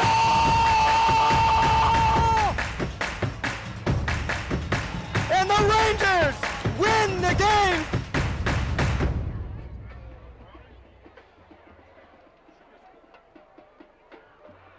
Where are you? Where are you in that? I'm at the box office right now. Welcome back, Tom Walsh, Babe Laufenberg. That's right, Dallas Cowboy Radio Network, legendary sports figure here in the Metroplex, Babe Laufenberg, and legendary Jesuit figure, Kevin Fitzsimmons. 4th down 10. Jesuit looks like they're going to go for it here. Yep. Lindley, wide right. Koenigston's in the slot to the right. Parker and Kirby, a lot of firepower over to the left side as well. Myers in the backfield. They're going to find Koenig over the middle. What do you say, Tom? There's the snap. Barry, back to pass. Good protection. Lets it go, and it's caught! 1st down. What a throw by Barry, and it's Koenigs. Over the middle, Babe Laufenberg dials it up from up here in the booth. And the tackle was made by Obudun. But what a throw on under pressure. Good job by that offensive line. I should tell you guys this. I know we're all hooked up with our headset here, but Coach Hickman also has me on his headset there. What a nice throw here. Good pass protection. That was the important thing. And just layers the ball in over the linebackers before the safety. Nice throw. And Parker to the right side. He'll get something going. He's probably the most dynamic offensive threat. He's a threat to take it to the house every time. Therio made the tackle, but the Rangers will get the 1st down. They just looked at it, and they said it's a 1st down. The Rangers will go tempo. Meyer to the right. Parker to the left. Handoff. Parker again. This time he runs into a Lake Highlands brick wall. No gain at about the 20-yard line. It'll be 2nd down 10, and they should be able to get one more play off, about 2-second difference, as Odriz made the tackle. We've seen this all season. Jesuit likes to go tempo after a big play, Tom and Babe, to try and catch the defense off guard. It hasn't worked yet so far against Lake Highlands. Let's see what the Ranger offensive staff dials up here on 2nd down as we tick down towards the end of the 1st quarter. Yeah, they'll have 2 seconds to get this play off before the game clock expires. 14th play of the drive. Wow. 2nd and 10. This is a drive that had a roughing the punter that gave Jesuit new life, a fake punt which gave Jesuit new life, and they picked up the 4th and 10, which, may I say it again, gave Jesuit new life. So, Kevin, the Rangers now have used their 2nd timeout, though, here in the 1st quarter. I think Brandon Hickman recognizing this is a critical part of this game. You're down 21-6. You know that Lake Highlands has got one of the most dynamic offenses in the Dallas-Fort Worth Metroplex. He wants 6 on this drive. He does. I mean, then the Rangers, you're talking about it, Tom. We're getting close to Halloween. We're playing the Wildcats, but it's been 1 life, 2 life, 3 lives, approaching 9 lives here on this drive. Let's see if they can punch it in here. Unfortunately for the Rangers, forced to call a timeout as the play clock and the game clock not quite synced up. So 2.9 seconds left now as the Rangers will call this last play of the 1st quarter. And DeBow comes in for Jesuit in the backfield, and he's dynamic as well. Ty DeBow, 5'9", 190-pound junior. What a throw by Beck Berry on 4th and 10, and great timing by Koenigs to come up and bring that one down. 2nd and 10. Back to pass. Looking end zone, right side, looking for Kirby. And there's the flag. It's going to give the Jesuit Rangers 1st and goal. The defensive back was beat by Kirby. He had no choice. And Bilty was on the coverage. We'll see if the Rangers will get that ball, though, 1st and goal. He was looking for Kirby, and that, of course, is the big-time receiver. And, Babe, we saw that. They love doing that against Lake Highlands. How many times did we see that? Highland Park. Highland Park, yeah. Excuse me. How many times did we see that game, right? Well, and Kirby has been lined up on the left side all game long. That was the first time he went over to the right side, and my little brain was saying, okay, they got something cooked up here. They clearly wanted that matchup on the right side. Kirby won on the route, but obviously the pass interference. Did they teach you to throw it like that, Babe? I mean, it felt like Barry just threw it a little shy of Kirby. He had to come back through the defensive back to get that ball. Maybe got us a little help on the interference. You think of 2 and 2. 2 yards inside the sideline, 2 yards from the back of the end zone. And you put it to that 2 and 2 spot, let him go find it. A little underthrown. Fortunate but that time for Barry. How many times do you see, all levels, if you underthrow that deep ball, as that receiver works back to it, the DB inevitably runs into him, and the flag comes out. Yeah. I kind of feel sorry for the DBs. I really do. Toughest job on the football field, I think. It's like, wait a minute, the guy ran through me. The receiver came through me, but that's the way it is. Babe, I'm going to ask you a question. You're one of my closest friends in the world. I've never asked you this question. I'm going to ask you right here on YouTube, on Ranger Sports Network and Tradio. What's the farthest you've ever thrown the ball? I mean, I never really marked it up, but 70 yards. 70 yards. And I laugh when people say, oh, this guy can throw it 100 yards, whoever this guy is. Right. I've seen this guy throw 90. You've seen him throw 90? Well, I haven't seen it, but my buddy's sister's cousin said he can throw 90. 1st and goal from the 5-yard line. Jesuit, after the pass interference, hands the ball off. Good hard run, but just not much running room right between the tackles. Meyer, it'll be 2nd down goal. Tackle was made by Theriot. I'll give you a good example. Kansas City did they play the Sunday night game? Yes, yes. So I'm watching that game.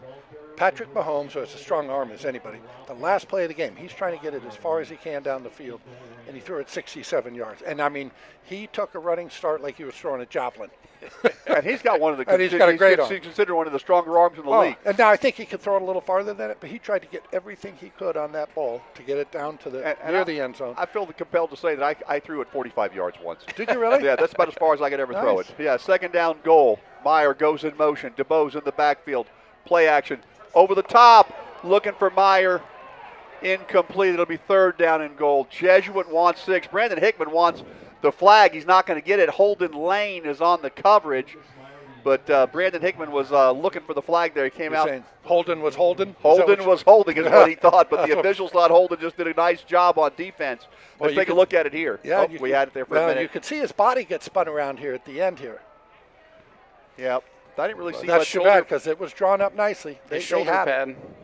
3rd down goal. Big play for Jesuit. DeBoe stays in the backfield. Let's watch Cade Kirby wide to the right side. Only 6 seconds on the play clock. 2 wide receivers left. Looking, thrown, it is incomplete. Flag comes down. 2 flags come down late.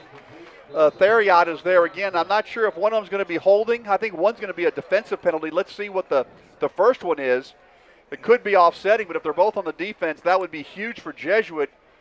Where the first one was thrown by the umpire, I thought perhaps offensive holding. You often see that call. But the second one came in the end zone, Babe. Definitely 2 separate infractions, and the officials are out there huddling now, trying to tell the referee, or white hat, exactly what happened. So we'll see here. Hands to the face, 94, defense, half a distance. And we talked about the Rangers having 9 lives on this drive. You said that, Kevin. You said 3rd, 4th. This is the 5th 9 live. This drive stays alive. So they call hands to the face on Lake Highlands. And, yeah, when that umpire throws it, it's going to be one of 2 things. It's either going to be a hold on the offense or just what was called hands to the face on defense. So first down now for the Rangers, too, which makes it nice as you're inside the 5-yard line. You're 2 yards out. Do you just bang this thing as hard as you can? From 2 yards, you got 4 plays. Or do you roll Barry? There's the snap. Handoff. Meyer trying to get around the corner. He dives for the end zone. Did he get there? He is down short of the goal line. He made a great effort to about the 1-foot line, but it's only going to be 2nd and goal. He gave it everything he had. The line judge there on the right side. Here comes the replay. He put his hand up immediately saying he didn't get there. Meyer does a great job, gets around the edge rusher. He's going to try his best. It's a good tackle. Boy, right at the end, they're looking for a knee down. I don't know about that one, babe. I thought he was in.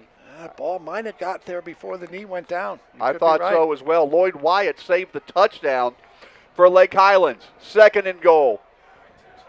From the right hash, Barry, he'll keep it. He dives. He's in! Touchdown! Jesuit has answered a drive that had a fake punt, a roughing the punter, a pass interference in the end zone, and a hands to the face on 3rd and goal. The Rangers make the Wildcats pay for that, and they make it 21-13. Now, are the Rangers going to go for 2 it's here? Actually 21-12. 21-12. Looks like they're two. going for 2 to make it 21-14. DeBow will stay in the backfield. Joined us. They had their extra point blocked on their first touchdown. 2 receivers right. Barry rolling right. Trying to throw it back the other way. Has a man open. He brought it in. What a throw! It's good! And the Rangers make it 21-14. Barry rolled right and threw all the way back left. Found Caden Profit. And it's 21-14. We got a ball game, gentlemen. Does a nice job of just lofting it up, letting his receiver, and a great job by the receiver, too, getting the feet down. You would have liked that ball just thrown a little bit farther left, not so much down the field, but great job by the receiver tapping those toes and getting them in. Great design that time. We talked, Tom, about how we like to have Beck Berry roll out to the right. He rolls out to the right and throws back to his left that time for the 2-point conversion. Chris Martinez quick on the stats for us here. Look at this, guys. 16 plays, 83 yards. It takes 7 minutes, 54 seconds, which I think all of the first 4 scores were within the first 6 minutes of the game. So that one takes 7 minutes, 54 seconds. Cap it off with a Beckberry 1-yard run. It's his 2nd rushing touchdown of the year. That scoring summary is brought to you by Vanguard Auto Group with GMC, Kia, and Ford dealerships in DFW Metroplex and surrounding areas. We're here to be your hometown dealer. Visit VanguardAutoGroup.com and schedule your test drive today. Go Rangers, and now the Rangers just within 1 score, Tom. Yeah, and I'm very impressed. These Rangers had everything you could possibly think of go wrong, and they have continued to battle to draw within 21-14. Little onside kick, high snap. High kick there off the ground. I said high snap, I meant a high kick. And a nice job bringing the ball in. Did not get the kick that they wanted with the ball. Brody Hollowell, the linebacker, brought it in. So you're setting Chuck Smith up for good field position, Babe, but I think Brandon Hickman recognizes that this is going to be a shootout, and he's trying to manufacture those turnovers the way you were talking about, right? Manufacture points. How about that drive, too? So the first touchdown by Lake Highlands, came on 4 plays. Their second touchdown came on 2. Jesuit answered with a 1-play drive. Lake Highlands came back with a 1-play drive. And then Jesuit goes 16 plays on the last one. Chuck Smith has his worst field position in his own 48-yard line. After an onside kick. There's a snap, back to pass, fires it left side. Diving effort, incomplete. It was a good throw. The receiver had a shot at it. Mac Murphy was on coverage. He made a last-minute dive at it, and the ball was there, but it was a difficult catch, but it goes incomplete. And Chris Martinez tells us that is Chuck Smith's first incompletion of the night. Good throw that time. It was a close one. Yeah, they had a shot. Well, I tell you what, he kind of threw it off his back foot and just laid it out there perfectly. You talked about it. This young man, who Babe Laufenberg knows well, and is excellent. So we'll have 2 wide receivers left, 2 right. They have a slot. Now 1 man goes in motion. That's Willis, and they'll swing it out to Christian Rhodes. Has some blockers out in front, and down he goes, sideline he goes. He's a second big play with Christian Rhodes, and he gets into the second level with nobody outside. You're not going to catch him. And my goodness, it's 27-14, and Lake Highlands that time had to use 2 plays. Yeah, my goodness, seeing improvement. Wow. So that was just a simple little. Babe, what did you see Great there? pass. What did you see? Just see good scheme over there. They had it all blocked up. Yeah, I just got to the edge, and boy, the speed too. If you're not used to that kind of speed, they cut out your angles pretty quickly. You think you've got the right angle, the proper angle to cut him off, and all of a sudden he's by you.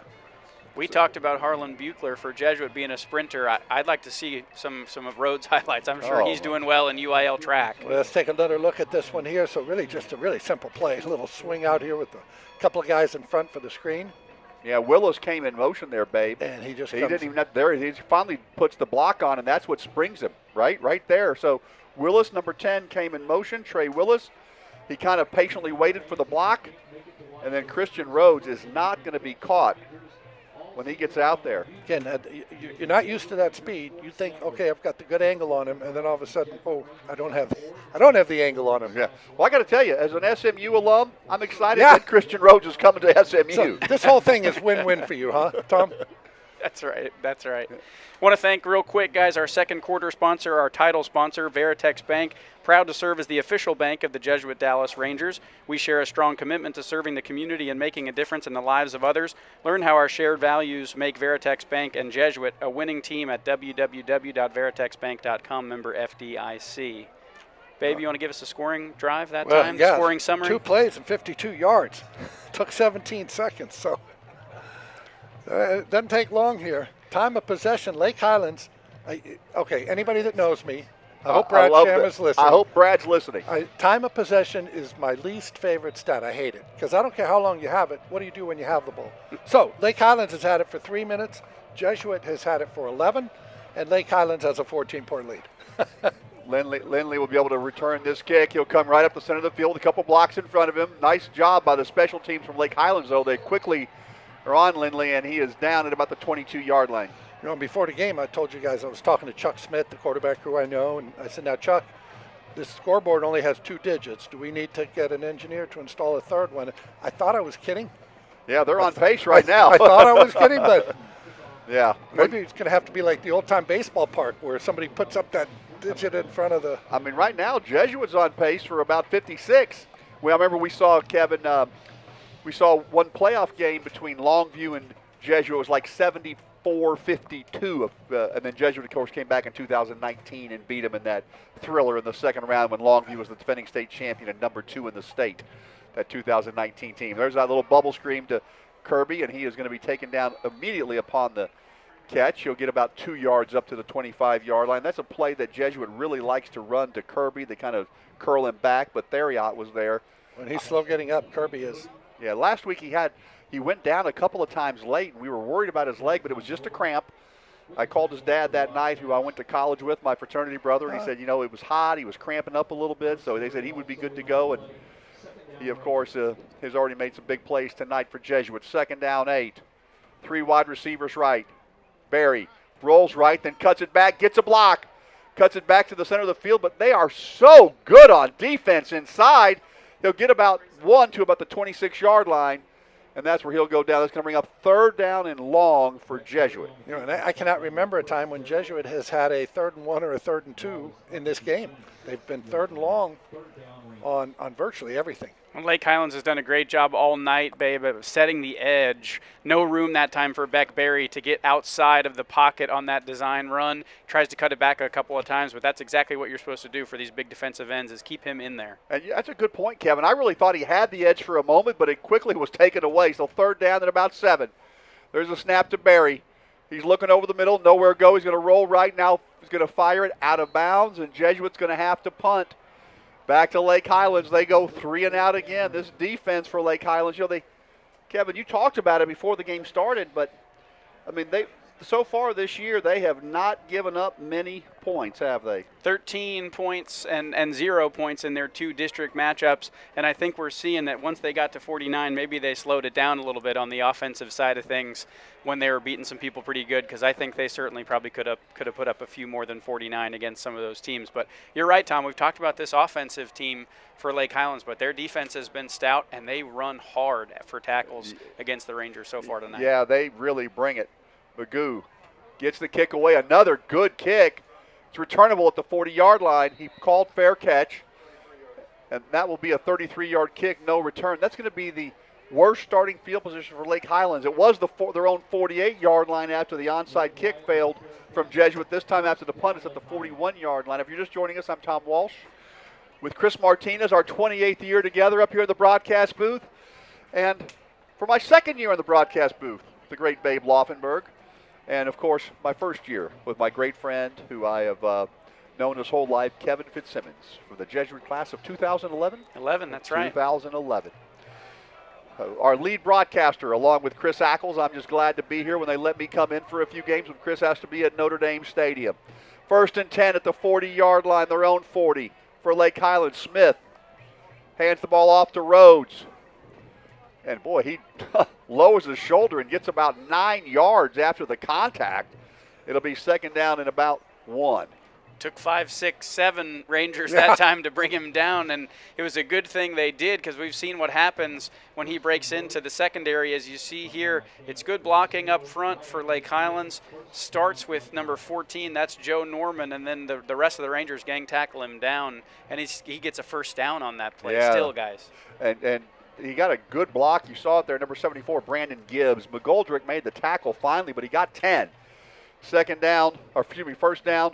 Back to pass, play action for Smith. He's going deep again. Good coverage out there, and it is incomplete.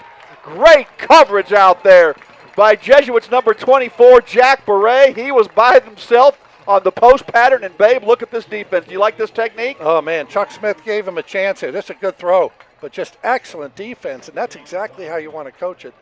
Get that left hand in, keep the right hand off of the receiver like that. What a nice play. But the ball was right there. Oh, yeah. I mean, my goodness, as a former quarterback. That was an NFL throw, and that was an NFL play by the defensive back. Yeah, he threw really that nice. ball from about the 44-yard line, and it was just laid out there perfectly. 2nd down, 10. Not many incomplete passes tonight for Smith. Let's see if he goes to Christian Rhodes. No, back to pass. Here comes the Jesuit rush. He will fire it, and wow, right over the first defensive back, right before the second defensive back, and he brings it in at the Ranger 37. Yeah, Simon McGoldrick was underneath that throw, and he had a corner behind him, and Chuck Smith really does a nice job. But again, it's that layered throw over the linebacker, before the corner, before the safety, and really nice throw and catch there. Conrad Ince is the receiver who brought it in. He's 6'3". You see how dynamic he is, though, guys. Chuck Smith, obviously not just a deep ball thrower. I mean, that's a very layered throw outside to the flat over the linebacker, as Babe mentioned, so he can do it all. Yeah, and he'll fire it out to the right side this time with blockers out in front on the short throw. Beret is there to make the play. Weissmuller is also there.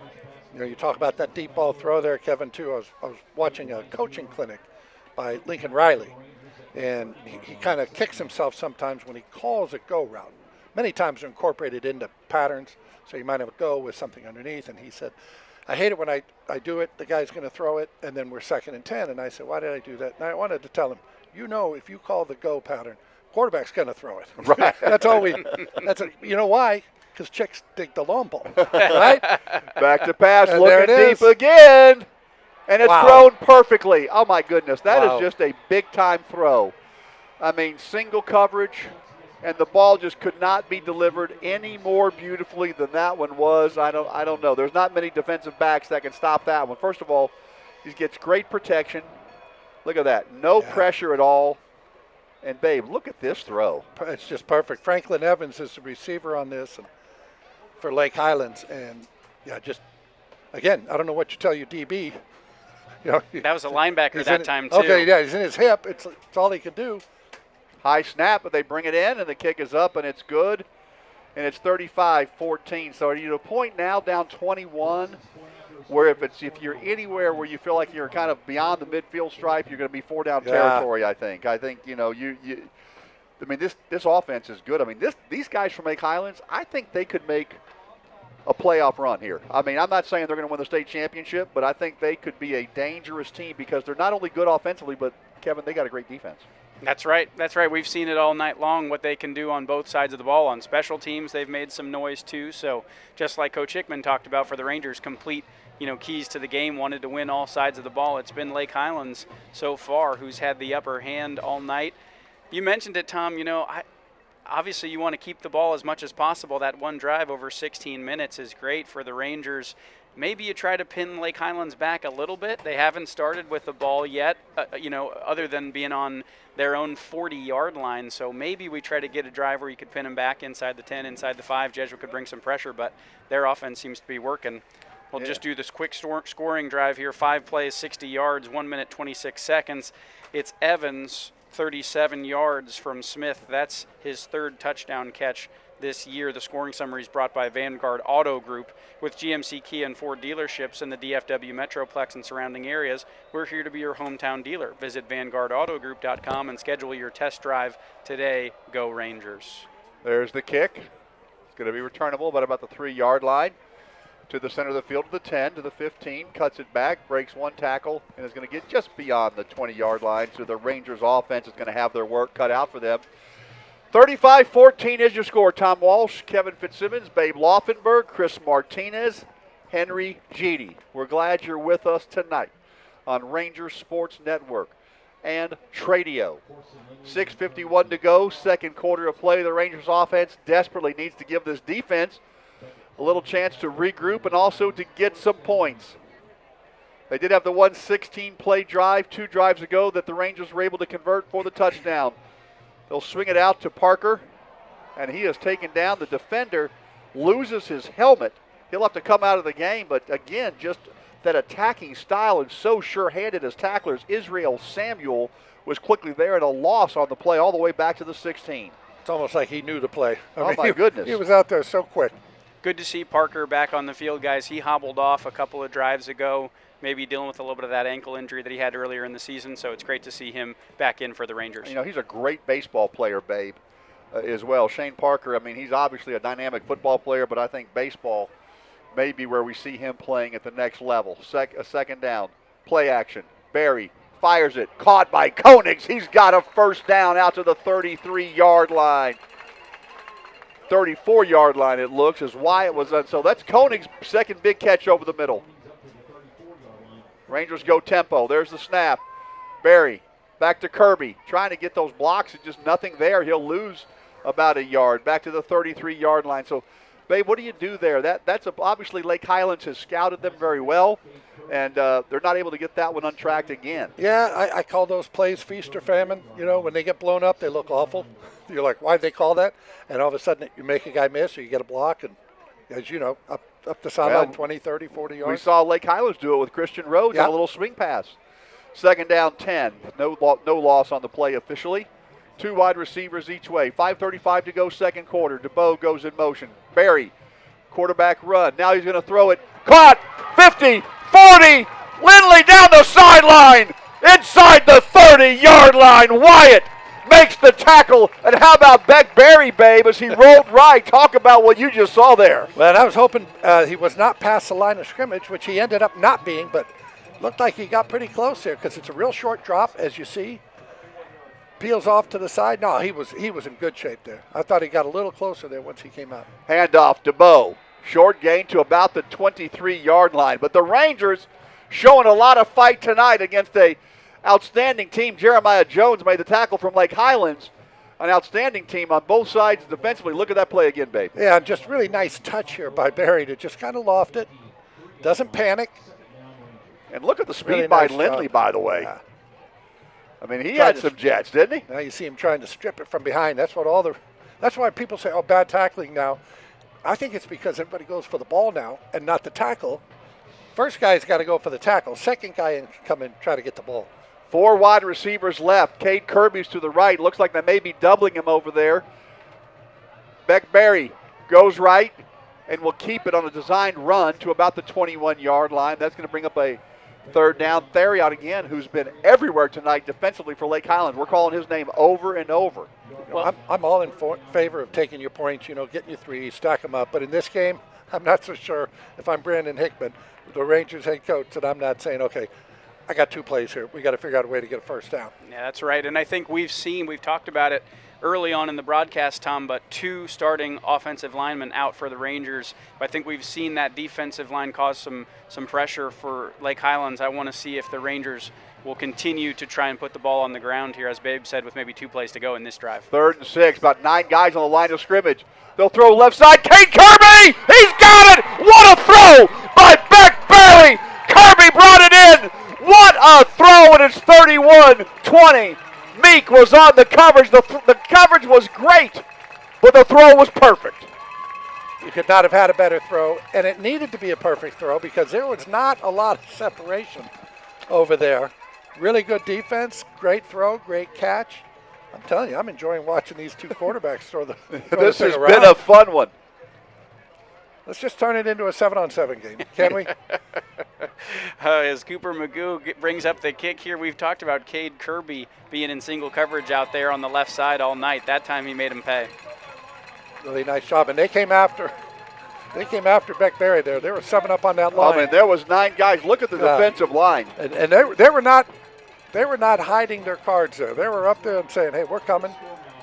Boy, what a nice throw! What a nice And throw. what good hands by Cade Kirby. Bilty was on the coverage. He was right there. And I mean, I got to tell you, the best sponsorship you can buy tonight, the scoring drive summary. Yeah. I mean, you guys are tired of doing it, let me know. And I'll call the summary. Well, we've talked about it all season long. When you're playing with or for the Jesuit Rangers, the scoring drive summaries are going to be a good one. We read it after every scoring drive for Jesuit or for otherwise. That time, 7 plays, 79 yards, 3 minutes, 14 seconds. For the Rangers, it's Cade Kirby, senior wide receiver, 21 yards from Beck Berry. That's his 5th receiving touchdown of the year, guys, and that leads the Rangers and gets us back within 2 scores as well. That scoring summary, again, brought to you by Vanguard Auto Group. Thanks to Chris Martinez as well for keeping us updated on these stats. He's been busy so far tonight. We need to charge Vanguard Auto Group some more money for the sponsorship tonight, right? They're getting their money's worth. Short kick, fair catch, called for at the 27-yard line. This could be the worst field position that Lake Highlands has had at their own 27. You know who hasn't been busy tonight? Who's that? The Lake Highlands punter. Lake Highlands Chris punter. Martinez, have they punted yet? They have not punted. Yeah, 0. Well, Mom and Dad are out here. Grandpa and Grandma are watching on our YouTube channel. Let's say, seriously, he is on the team. He just hasn't come on the field yet. You know, Right Legal PLLC is our halftime show sponsor. Life situations sometimes seem daunting and you don't know where to start. Our trusted group of professionals at Right Legal specialize in helping with all matters relating to estate, probate, business, and tax issues. Paul Wright from the Jesuit class of 1986, Right Legal PLLC. Tom Garrison, Jesuit principal for 14 years, will come in and be our halftime guest. Looking forward to visiting with Tom. So 1st and 10 at their own 27-yard line. Low snap. They'll swing it out to the left side, and it's almost picked. Oh, my! That was 6 if he can bring it in, but it goes incomplete. Wambacher had a shot. Boy, the Ranger defense with great penetration, and that could have been big there, guys. That was going to be a house call, too, but nice job of just knocking it down. And I was just going to say, you got a 35-21 game. Jesuits down. You've got 3:40 remaining in the first half. You get a takeaway here. You go down as Jesuit and score, and you got a 1-possession game going into halftime. And remember, Lake Highlands does get the ball to start the second half. So holding them here is huge because this could be a 2-for-1. 3:41 to go. Second quarter. Jesuit trails 14, 35-21. 2-0 teams in the district. There's the snap. Handoff. Christian Rhodes. And he is going to be taken down. I mean, he is so tough, 6'2". I think he got a great spot on this side, and that may be a first down. McGoldrick made the tackle, and I didn't think he got there, but they spotted him up there. I think a generous spot. Looks like he's just short. It'll be 3rd down and 1. Clock is running. 3:31 to go. It's huge if the Rangers can just keep them off the board, right, guys? Tom Walsh, Kevin Fitzsimmons, and Babe Laufenberg, our analysts tonight. 3rd down and 1. Smith will stay in the gun. Chuck Smith had a beautiful touchdown throw just a play ago. Handoff. First down yardage. Breaking tackles to about the 43-yard line. But probably the best gang tackling we've seen so far tonight, Kevin, from the Rangers. Absolutely, Tom. And I think the Lake Highlands Wildcats going to be comfortable here probably to run some clock. As Babe talked about, winding in towards the end of the first half, end of the second quarter. That time it's number 3. We haven't seen too much in the backfield of number 3, Franklin Evans Jr., also a dynamic player for the Wildcats, but it still gets them a first down. So empty backfield. Watch out for Rhodes. He's in the slot to the left side with a linebacker on him. He's wide open. They swing it out, and he dropped it. My goodness. I mean, that was dangerous. No one was out there to get him, Babe. And if he catches that and makes one guy miss, he's gone. Yeah, and he just flat out dropped it there. Yeah, the Rangers needed that break. 2nd down 10. Andres Van was out there, but it was going to be a one-on-one. Yes. I mean, if and Andres is a good tackler, but that guy's a hard one to bring down. And if you don't get him to the ground, it's 6 points. Yep. And Andres Van is 5'10", 190, and I think we've talked about a number of different times already. We're 6'2", 210 out there for the running back. Handoff Rhodes. And he is going to be first down yardage again. I mean, he's got to be averaging about 30 yards a carry because he had the 70-yarder as well. And tackles made by McGoldrick. Well, how long was that big run that he had to start? 63 yards. I gave him 7 extra yards, guys. But, I mean, he's almost like 10 yards guaranteed every time he goes between the tackles. So that offensive line's opening up some big holes for Christian Rhodes. It is a big offensive line they have as well. First down at the Ranger 46-yard line. Lake Highlands happy to work some clock. Play action for Smith. Good protection. Fires it deep, and it's incomplete. You know, the Rangers have had they haven't put I don't know if you're sure they put a paw on the quarterback. Ben Phillips was out there in coverage. There is a flag that comes down late. Holding against the offense. First offensive holding call I think we've had tonight on either team. I think that's right, Tom. And, Babe, I was going to ask you, as you think about a dynamic, explosive offense like this for Lake Highlands, for Jesuit's defense, are you just trying to contain those guys? Do you want to bring some pressure, try to make something happen? It's a tough sell. I mean, because if they get out into open space, we've seen what they can do. Yep. I mean, if you come after them, when we saw Lake Highlands do it to Jesuit, right? Yeah, they brought the house. Now you one-on-one on the outside, and Jesuit hits the touchdown. These receivers have some speed. I don't know that you want to leave your corners out there one-on-one with them, but to your point, you need to shake it up, try to shake the ball out even. That's what they call it, Babe. I know you're used to saying the 2-minute warning, but it's the 2-minute timeout. And we're going to stay here, though, right? We're not taking a timeout. We're always working. Okay, then I've got to do this for you. You don't know these people, Tom? Yes, but I'm going to give them a shout-out if you don't mind. Please, we'd love it. Please. Okay, it's Jeff Staubach. Jeff Staubach. They're all down at, you don't know him. Brian Leake, Joey Weaver, Danny Lowry, James Toll, Mike Koch, Clayton Klein, David Frost, and Jimmy Archer. Jimmy Archie. Yeah, Archie. Excuse me. Yeah. Jesuit Hall of Famer. You don't know any of them.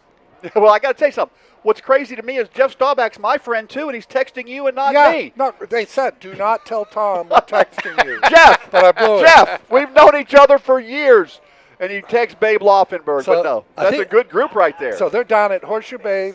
They're enjoying their 20th annual boys trip, right? Well, I didn't get invited to that either. 1991 TCIL state championship team. Finished ranked 4th in the state. Did you know that? Wow. Yeah. Well, I'm going to tell you this. Jimmy Archie, played at Princeton. Oh, yeah. And is great friends with our friend Jason Garrett. He goes to Jason Garrett's football camp. I see Jimmy up there. Matter of fact, Jason came to the Hall of Fame induction of Jimmy Archie into the Jesuit Hall of Fame that I emceed, and Jason told me he thought the emceeing was fantastic. Okay, first down and 20. Back at their own 43-yard line. There's the snap, play action. Smith will fire it out to the left side, has a blocker out in front. Watch out down the left sideline. Boy, that was dangerous. They really set that up with the blockers, don't they, Babe? I just want to get back to that, Tom. Only you, on the night that Jimmy Archie goes into the Hall of Fame, can take credit as, boy, the MC was great. I mean, how about giving the guy a little credit? Okay? Well, I got to tell you something. It was really good emceeing. Okay, but I have never left an event where I said, wow, that MC was really good. And I've emceed a little myself. Even when you were the MC, babe. Yeah, no, even when I was the MC. All right, so watch out, folks. 1:47 to go, second quarter. If you're just joining us, it's a shootout so far tonight here at Ranger Stadium, 35-21. 3 receivers now in a bunch formation over to the right side. Getting the game clock squared away. 1:53, I think, is what they're going to put on the game clock. Put 6 more seconds. Let me just tell you something. The MC at an event, okay, it's a little bit like the corpse at an Irish wake. Necessary? Not supposed to do anything, but they need you to throw the party. Okay? Okay? Well, babe, I MC a lot of events around here. What are you trying to say? First down and 10 inside Jesuit territory. Smith looking right. Quick throw. And nice positive yardage inside the 30-yard line there. Tackle was made by Weissmuller. It'll be second down at about 6. It's good coverage deep that time, guys, from Jack Beret. I think Chuck Smith had his eyes downfield looking for the long ball, but it was good coverage that time, made him throw it a little bit shorter. Rangers now trying to hold this Lake Highlands offense from scoring 125 as we tick down on the clock. Trey Willis had that reception. He had the block that sprung Christian Rhodes earlier. Back to pass Smith. Here he's under pressure for the first time tonight. And they've got him. He'll just throw it out of bounds. And a nice job by the Jesuit Ranger rush. Tanner Krug, the captain, came in and made the play. And, you know, they were trying to hit Christian Rhodes over here to the left side, guys, and the Rangers had that one really well defended. He had to look for a second and third reads. And you saw what they did, maybe, Babe. They brought Rhodes out there and faked everybody out, sent somebody wide open down the middle of the field. Rangers fortunate that Krug that time had the pressure, because I think Smith was about to throw that one into the end zone. Finally got that pass rush going. So 1:12 to go. Big third down. I think this may be the first third down tonight for Lake Highlands. Third down tonight for Lake Highlands. How did I forget the other two? They've been so rare. 1:12 to go in the second quarter. Big play here. There's a snap. Back to pass. Oh, it looked like a holding. Come on the right side. Are you kidding me? And the first down, I mean, the official's looking right at it. Tanner Krug comes around the far right side. I mean, let's see if we can take a look at that one. My Brandon goodness. Hickman I mean, that was. Brandon Hickman's giving the referee an I earful. mean, he looked right at it. It looked like a hold all the way. Tackled him as he was coming around the corner. Oh, my. I mean, look, the officials have a lot harder job than I do up here, but that looked like a pretty obvious call to me. And the official looked right at it. Let's see here. Look at number 73. He's got his jersey and just takes him to the ground. He's got the jersey right there. I mean, how do you not call that? I thought that was like, you know, after games, NFL games, guys go on the field, they do the jersey swap. I thought he was trying to do a jersey swap there with our. I mean, the thing is, the official was looking right at it. Looked right at it and looked away. Hey, Tom, you know how you said the officials have a harder job than you have? Yes. But they don't have a harder job than Kevin and I have dealing with you. Okay, I just want you to know that. Let me tell you something, though. I want to get back to something that's very important with the timeout on the field. I am a very good MC. I knew that's where we were going back to. Hey, and by the way, if you want to I didn't know I hit a nerve there. If you want to see me in action, I think it's November the 1st. Oh, you Saturday night, the Jesuit Sports Hall of Fame banquet chaired the Sports Hall of Fame selection committee by Jimmy Archie, who we just talked November about. 15th, Tom, but we'll correct that. We'll get that right for folks. Is it November 15th? I think that's right. A couple weeks later. Well, it's within November. I'm coming and I'm emceeing it. I hope you have the right date. I think that I am. Maybe I won't after I just proclaimed the date wrong. November 15th. Sean McMullen is listening, our alumni director. First down at the Ranger 17. I mean, that was just a horrendous no call, in my opinion. Rolling left. Smith fires it, and it's the defender did a great job of closing on it, but he brought it in. Andres Van. I thought Andres had a shot for a minute, but that ball by Smith was zipped in there for the completion. Man, they could see it a little bit better than us, but I thought the receiver was right there on the out-of-bounds line. He must have done well to get his feet in bounds because that was very close. I do like that, though. So we're at the 35. We're at the north 35. That play is in the south end zone. We're about 100 yards away, and when the fans say, "Oh, that's a bad call," so you could see it better than the guy that was 4 feet away. First down, goal to go at the 4-yard line. Back to pass, Smith. Under pressure, fires it over the middle. Did he catch that? Touchdown. Wow, what a throw by Chuck Smith. I mean, unbelievable. Under pressure, he zipped that. Boy, Take a look at, what do you see here, Yeah, babe? got him on the run. Then he steps up. Look at that little move right there just to buy some time. And wow, good throw. And a great catch. I mean, it was a good throw. Let me just say, we were seeing some good offensive football and good playmaking tonight. I mean, that was Franklin Evans Jr. that brings that one in. And with 43 seconds to go here in the first half, it's now 41-21. There's a snap, the hold, the kick. It's up. It's perfect. In 42-21. So Jesuit will have 43 seconds. They'll have no timeouts left. They will stop the clock while they reset the chains. And, man, I'm impressed with Lake Highlands. No doubt about it. These guys are the real deal. Yep. We'll take a minute here right at the end of the second quarter to thank our second quarter sponsor, Veritex Bank, proud to serve as the official bank of the Jesuit Dallas Rangers. We share a strong commitment to serving the community and making a difference in the lives of others. Learn how our shared values make Veritex Bank and Jesuit a winning team at www.veritexbank.com. Member FDIC. We talked about the Sports Hall of Fame real quick, Tom. Want to give a shout out to my classmate, class of 2011, Kingsley Bryce, who was a soccer player here on the state championship team as a junior in 2010, and then went on to my alma mater in college, St. Louis University, and played soccer for 4 years there for the Billikens as well. So congratulations to Kingsley and the other folks who are going into the Hall this year, the Sports Hall of Fame. Yeah, and I think if I'm remembering, maybe Sean McMullen can remind me via text, but I think Darius Hill, the great baseball player, is one of the Hall of Famers. I think there's, we'll see if we can get that list for you. It is November 15th. Call Sean McMullen at the alumni office if you want to come. It's always a great event, always well attended, always well emceed. There's the kick, taking it about, goes into the end zone, and Jesuit has to pick it up and take it out. Breaking some tackles, but because the ball was not able to be caught cleanly, he had to bring it out of the end zone, and the Rangers will, I would think here, just take a knee and get into the house here because you're inside your own 10-yard line. But the bad news for the Rangers is they have to kick off to start the second half. You want some good news and bad news, Tom? Yes, sir. Good news. Franklin Evans, the wide receiver for Lake Highlands, they've held him to 2 catches tonight. Bad news? Both touchdowns. Yeah. Yeah. I was guessing. I did not cheat on that. But I heard, by the way, I heard your trivia question this morning. Oh. On nope. 105.3 The Fan. We'll get to it after this play here. And I got it wrong as well. I imagine. That guy Peyton always gets it right. He is so smart. Yes. But there's the snap. Handoff. Parker just goes up the gut, and I think Jesuit will just have this one. Yeah. I know 21 down, you don't want to sit there and take a knee, but you also don't want anything bad to happen down at your end of the field. Ball's inside the 20 seconds, no timeouts.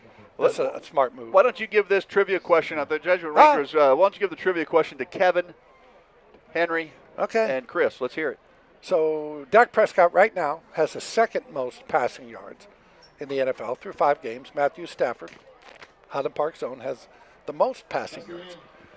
So can you name the quarterbacks of the Dallas Cowboys who led the NFL in passing yardage? For a whole season? Whole season. So, Chris, we'll let you vote as well. Chris, did you hear that? Yeah, okay. Keep going. So let's go. First of all, single season. We'll go youngest. We'll go youngest, oldest. Who are you guessing, Henry? You got a guess? Single Dallas Cowboy led the NFL in passing. You got a guess? He says Roger Staubach. Okay, Hall of Famer. We just heard from Jeff Staubach's father. I mean, people know Roger is Jeff Staubach's father, right? Because I think so. Yeah, you. Kevin? Let's go with Troy Aikman. He's going with Troy Aikman, who Chris is a Martinez. good friend of Babe Laufenberg. Yeah, I've heard it. Don Meredith. All good guesses. You know what the answer is? Well, zero. No Cowboys quarterback has ever. Now, they've won 5 Super Bowls, but they haven't done it while leading the league in passing. Thanks to Emmitt Smith and many other great running backs exactly. that have kept the offense nice and balanced. You know what's funny, We Kevin? didn't need a passing leader. You just gave me a job. You know what the job is? Seriously. Who have we led in rushing? No. Oh. How many quarterbacks have led the NFL in passing yardage and won the Super Bowl? Oh, that's a good I think Brady did it. I'm sure Peyton Manning did it. But, yeah, I think Peyton may have done it. I bet Drew Brees did it once or twice, too. So we're going to have, well, he didn't do it twice because he only Just won one one Super Bowl. That's right. But that's what's so funny, too, guys, about people thinking, oh, this guy's going to win 2, 3 Super Bowls. And Drew Brees went to 1. Brett Favre went to 2, won 1. Wow. I mean, these guys Aaron are Rodgers has all-time statistics leaders. Yep. Aaron Rodgers, of course, still playing 21 years or whatever. He's been to 1 Super Bowl. Wow. So, I always love when guys come out and they say, oh, this guy's going to win 2, 3 Super Bowls. It's like, it's hard to just get to 1. Well, you look at what Patrick Mahomes has done at such a young age in his career. That makes that impressive, right? Crazy. Obviously, Tom Brady and all the Super Bowls the Patriots won in their dynasty. Brett Favre won his Super Bowl at 27. Never won Aaron again. Rodgers won his Super Bowl at 27. Both with the Packers. Jordan Love this year will turn 27. There you go. Oh, so he better get it now. Oh, wow. Troy Aikman won his Super Bowl. Of course, he had 3. But he won 1 at 27. He also won 1 at 26, and then I guess 24. Yeah. So. Wow. Well, guys, let me close the loop. We heard from Sean McMullen. Looks like we were right, Kevin. We were not forgetting anybody. 2 gentlemen will be inducted into the Jesuit Sports Hall of Fame this year. Darius Hill from the class of 2015 in baseball, and Bernie Lancaster, who you talked about, from the class of 06 in tennis, who also played at St. Louis University. They'll also be celebrating the 2001 Rugby State Championship team. So I'll ask our producer, do we want to take a break or stay here? Do we have a break? Let's take a quick break. When we come back, we'll talk to Tom Garrison about all things Jesuit, what's going on, our principal. So we'll take a break. The high score at the half, Lake Highlands 42, Jesuit 21. We'll be back in a moment.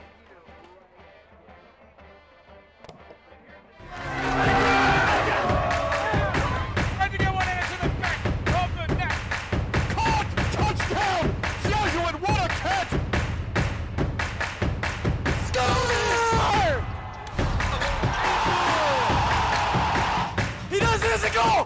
Goal!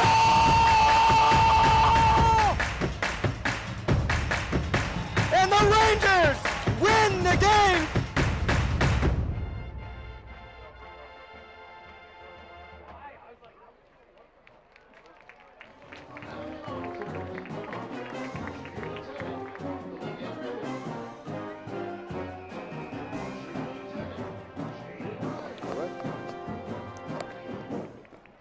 Welcome back.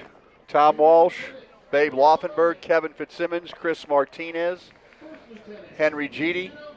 This is our halftime show, and that's brought by Wright Legal, our sponsor of the halftime show. Paul Wright from the Jesuit class of '86. Life situations sometimes seem daunting, and you don't know where to start. Our trusted group of professionals at Wright Legal specialize in helping with all matters relating to estate, probate, business, and tax issues. Wright Legal, PLLC. It's easy for me to say. Let's bring on our principal. I believe in his 14th year, or is this 15?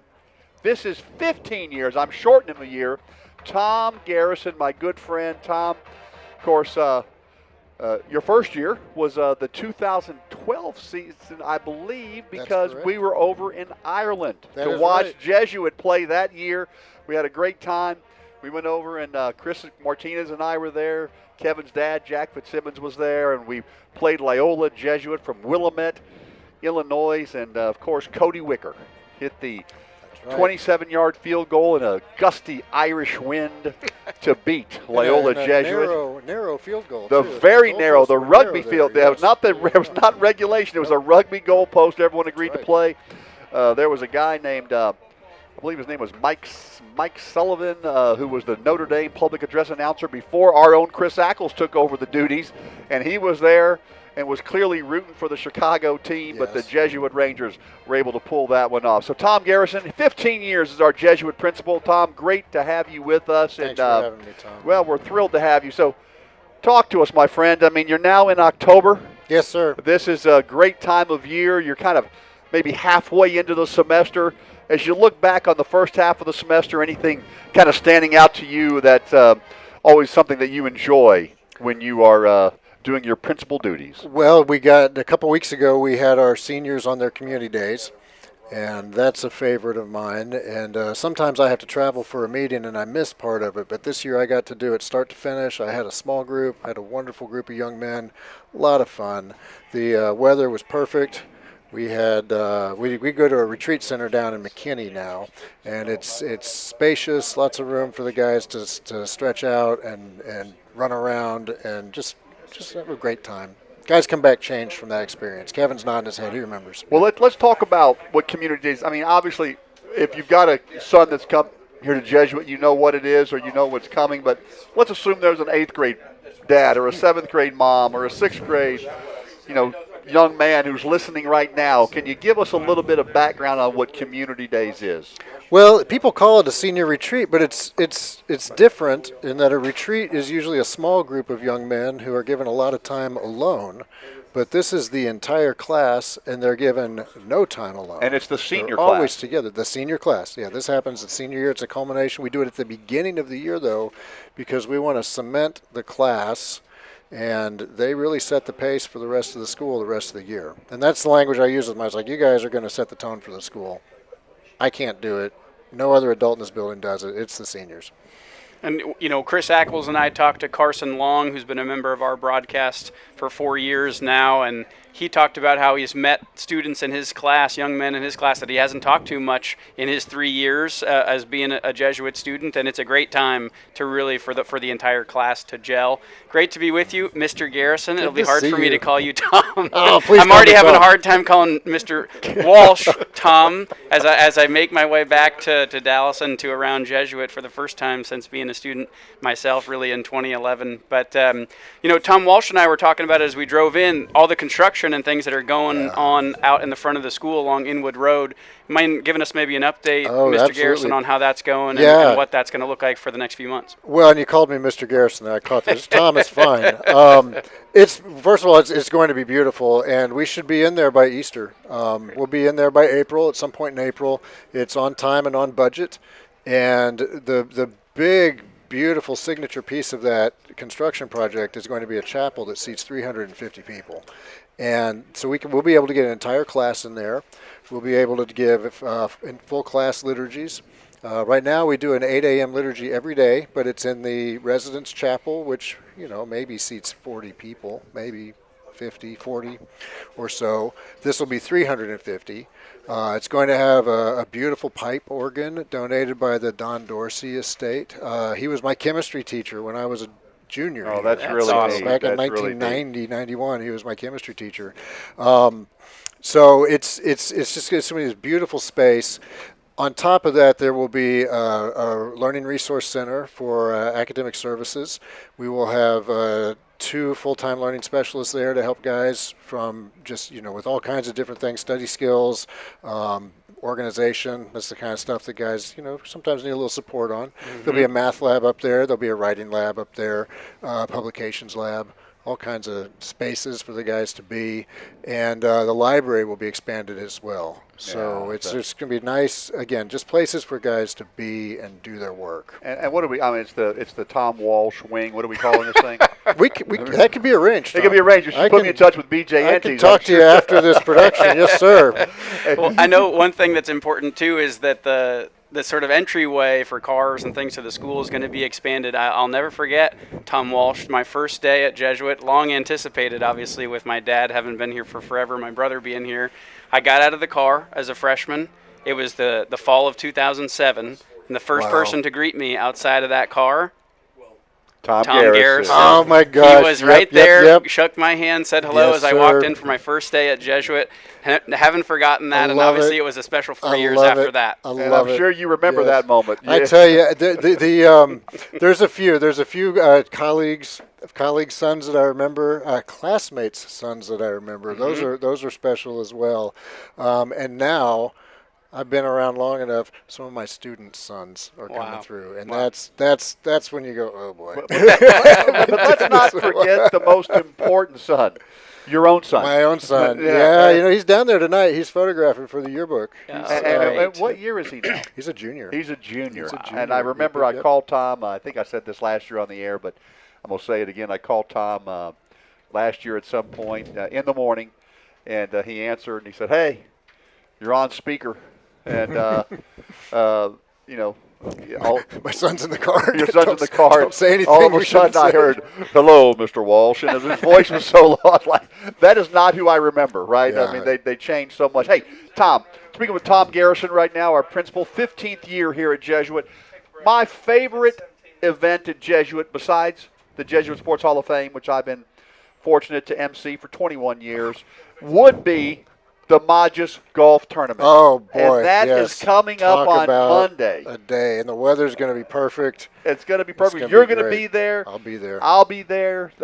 Anybody that you know from Jesuit, that everyone's going to be there. It is the place to be at Stonebriar Country Club in Frisco, and it is a fabulous golf tournament. I've got an ace up my sleeve for this year. Who would you bring on? Father John Pulse is going to be on my team. Is he playing with He can play golf. All right. Is he playing with you and Mike? He is. And Win Bell, he is. our chair? Yes. So, he looks strong enough to carry us, so I'm excited. I'm excited to play with him. But you know what, though? I mean, I'm a little offended you didn't see if I was available to join your foursome, but you probably knew I had my own foursome. I knew you had your own. I had my own foursome. We're trying to keep up with you. Yeah, well, I got to tell you, I have brought out a ringer in Mike Cleary also a Jesuit okay. Sports There you Hall go. of Famer and Yep. an excellent golfer.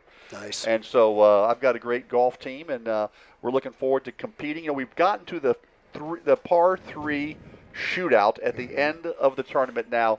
2 times we've gotten to the finals. Yeah, I've just and had to twice watch we've that lost, as a spectator. but we've lost the finals. We are the Buffalo Bills. We've never been able to win the championship, but we've gotten there. And by the way, I contribute nothing to that. So anyways, we're talking to Tom Garrison from the Jesuit class of 2000, what? 1991. 92. Yep, Close. 92. Close. One year ahead of the young man who texted earlier. Yep. Those guys were all 93. 1992. Well, Tom. And Mike Cleary was from the class of 95, one of my all-time favorite basketball players of Dad's. Wow, There's some legendary teams in the mid to the That's late right. 90s. Jack was coaching then. Yep. Yes, that's right. And you know, not only was he is he a great athlete, Jesuit Sports Hall of Famer, but he's just a great person. Mike Cleary, one of my favorites, and make sure y'all tell him I said these things on the air about Absolutely. him before we show up on Monday. Before we see him Monday. Yeah, but so Tom, what is it like to have your son as a student at Jesuit? I mean, you know, you watched him grow up. He's your only child, and obviously you were hoping he would want to come here. He obviously did. I think he was aiming to be a Ranger from about age 3. But what's it been like to see him walking through the halls? And does he say things like, "Hey, Dad," or does he say, "Hey, let me do my thing"? No, I get kind of a head nod every now and then. Yeah, what's up? You know, it's what he told my wife in his freshman year. He said his biggest fear was I would embarrass him. And it's like that's what dads live to do, right? I mean, that's not fair. I should be able to embarrass my kid. Just because I'm his principal doesn't mean I shouldn't be embarrassing to him. But no, we have a really good existence together now. He did keep his head down freshman year, but I think he's comfortable that I'm not going to do anything too stupid and embarrass him. He's really into robotics, and it's been fun to watch. And I'll tell you the thing I have learned. I mean, I've been here I think this is my 29th year working here, and I had no concept of how busy these young men were. I thought I knew. I mean, why wouldn't I know? Yeah, you're the principal. Right. But then when I'm driving one of them around his freshman and sophomore year, I thought, oh, my God, these guys are busy. And they are always doing something, and they do lots of different things. And it's been fun to watch, and I had to, put my running shoes on to keep up with them. So a lot of fun. Let's talk about that, Tom. Obviously, you've been around Jesuit for a long time, class of 92, as we just said. You were there as a student. You've been there now as a faculty member for 20-plus years. Almost 30 years. Almost 30 years, principal for 15. Every week I feel like we're talking to the halftime guest, Tom Walsh, about what makes Jesuit special. Talk to us, about what you've seen, Tom, as kind of what's something that's been consistent about Jesuit for those 30 years, 30-plus years you've been around. And then what's something that's new? What's something that's fresh that you're noticing, seeing in the last few years with guys coming in, students that are at the school now? By the way, that's an excellent question. That's one that I've question. never asked before in 28 years. All right, go ahead, Tom. I could do a lot with it. So I had the pleasure of meeting with one of our first-year teachers this year, today. Today, she and I had a meeting, and she comes to us after 14 years of teaching in a school district, and she was just on fire, so excited, telling me how much she loves the community here. I think she's here tonight. She and a group of her colleagues come to the games on Friday night. They work out together on Friday afternoons. They've just formed this community. And what she told me was she was praying for a community. She was working in a school where she just didn't feel that. And she was praying for this. And I had a situation where we had the opportunity to make a hire late in the summer. And sometimes you just don't want to do that because it's hard to find people late in the summer. But she had been praying. She happened to look the day we posted the job. Wow. Applied that day. I've never had a 24-hour turnaround that quick and clean. And she's been a gem for us. But that's what you want, is you want these people who are so happy. So that's one thing that makes it very special. The second part of your question was... What's something two-part question. What's something maybe newer that we're seeing with the guys? Something that's consistent about Jesuit, but then something that's newer and different that you've seen in the last few years. Absolutely. Okay, so this is an interesting thing. It's so what I have noticed is the kids are taking the lead on some of their spiritual development. So in the past 4 or 5 years, we've seen this development. These groups of young men. We've got the godly guys, the religious rangers. Each grade level has a group of young men, and a thing that I've noticed is a very concrete thing that you can count The number of guys going up to celebrate the Sacrament of Reconciliation, like at community days and things like that, we have it in school 2 days a week. They can meet with the priest and do a confession. And that was not something we had in place 5 or 6 years ago. Wow. The demand perhaps wasn't as high, but now these guys, it's part of their existence. So we're seeing a lot deeper spirituality.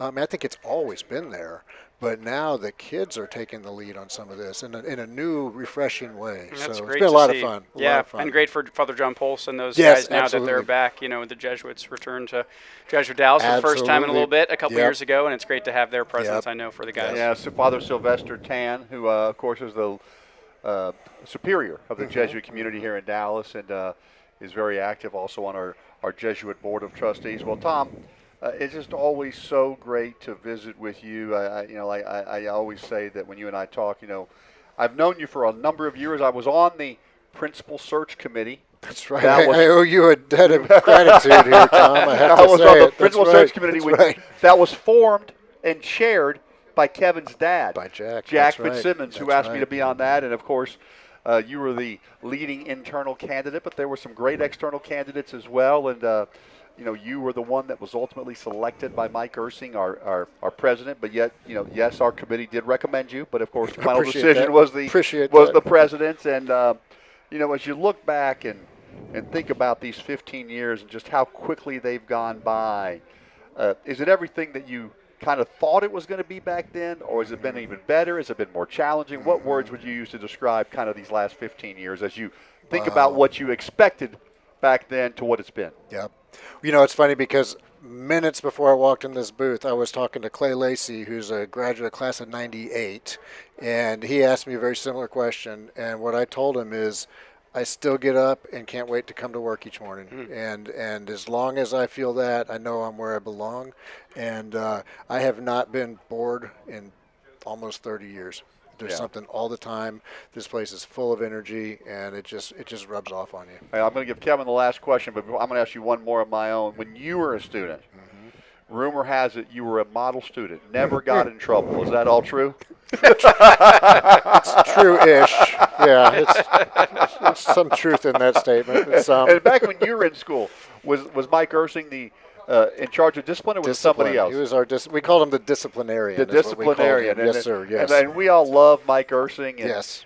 say obviously he's a great leader and a great person, but what I understand, back in those days, he could be quite intimidating when the role required it. Yes, I don't know. You don't want to see him angry. You remember the Incredible Hulk, But the thing about Mike is his eyes could look through you if he was, if he was locked in, you couldn't look away, but you wanted to look away. Yeah, well, of course, I know you never had to experience that because you were always towing the line. Hey, Kevin, why don't you go with the last question for Tom?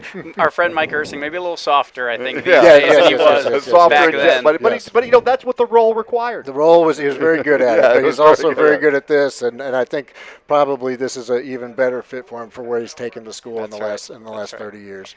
All right, we'll get you out of here on a fun one, Tom. Right. My brother Johnny's texting me. Hey, Johnny. He was your first freshman English class first at Jesuit. year. Yes, sir. Said had us read books like Ender's Game and The Power of One. My brother notes the only books he read in high school. So I guess he didn't like the rest of them that year. As an English teacher, did you have a favorite book that you liked to teach, and what was it and why? Yeah. Well, so I have some great memories of teaching Beowulf. I taught that to juniors, and they would just run with it. It was like when you really got into what it was a brotherhood. It was a book about a fight. The guys, once they got past the dialect, the Old English, they could get into the story. Yep. And you could do a whole lot with it. It was a lot of fun. Well, great teacher, great principal. Great to be with our friend Tom Garrison. So great to be with you, Tom. Thank you for joining up. And you're welcome to stay in the booth with us. And let me ask you a question, because this has been kind of on everyone's mind tonight. Do you think I'm a good MC? Oh my God, Tom! I was thinking it's like I think John Schmeltz might have had to cover for you one year. He did. I think he was like really worried because he knew he had to live up to you. But I was worried about I was going to be Wally Pipp and he was going to be Lou Gehrig. Yeah, I was never going to get it back. He's very good as well. Of course, John Schmeltz, what a wonderful man. retired American Airlines captain and the voice of Ranger Stadium for and substitute teacher at Jesuit. And substitute right? teacher, Yes, all right, and a great guy. So, Tom, thank you for coming by. Thank you, Tom. All right, Great to see you, Oh, sir. it's an honor, man. Kevin, why Great don't to you see reset where we are in the game, and then we'll get Chris Martinez set up. Why don't you kind of give where we are in the game, kind of reset the scene for us? Absolutely. Well, great to have our friend Tom Garrison, principal of Jesuit, with us. We're winding down halftime here, about 6 minutes left to go. For those of you that are just joining us, it's Lake Highlands 42, Jesuit 21. It's muted. So we got Lake Highlands 42, Jesuit 21. About 5 minutes to go in the second. In the halftime here before we get going for the third quarter. Lake Highlands will receive the first kickoff. We'll bring it back here to our friend Chris Martinez for some first half stats in just a minute. Maybe we'll take a quick break here if we can, and then we'll bring it back here for some stats. Tom, how's that sound? Okay, sounds good, Kevin. So you're listening to Jesuit Ranger football on the Ranger Sports Network and Tradio. 42-21 Lake Highlands. Back in a minute.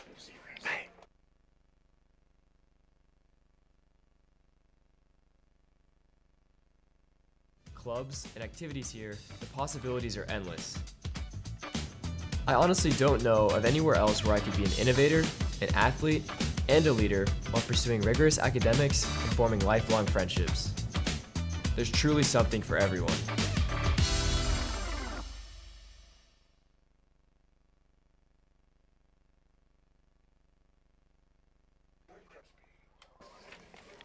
Welcome back, everybody. As we mentioned, it's Tom Walsh, Kevin Fitzsimmons, the great Babe Laufenberg, and the ever-infamous, the most celebrated statistician in all of sports, Chris Martinez, class of 78. Welcome, Chris, to the broadcast. Why don't you give us some first-half stats? Thanks, Chris. Okay, thanks, Kevin. I don't know about saying the class of 78. That sounds so old. They say stats can tell a story, and sometimes they can fool you. Time of possession, Jesuit dominating in time of possession, 16 minutes to 7 minutes for Lake Highlands.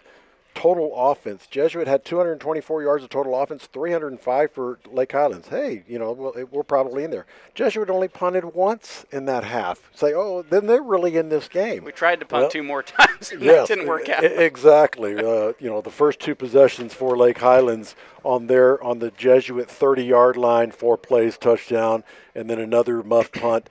Well, they start at the 11-yard line. The average starting field position for Lake Highlands is on the Jesuit 48-yard line today. The average. So the average starting field position, yeah.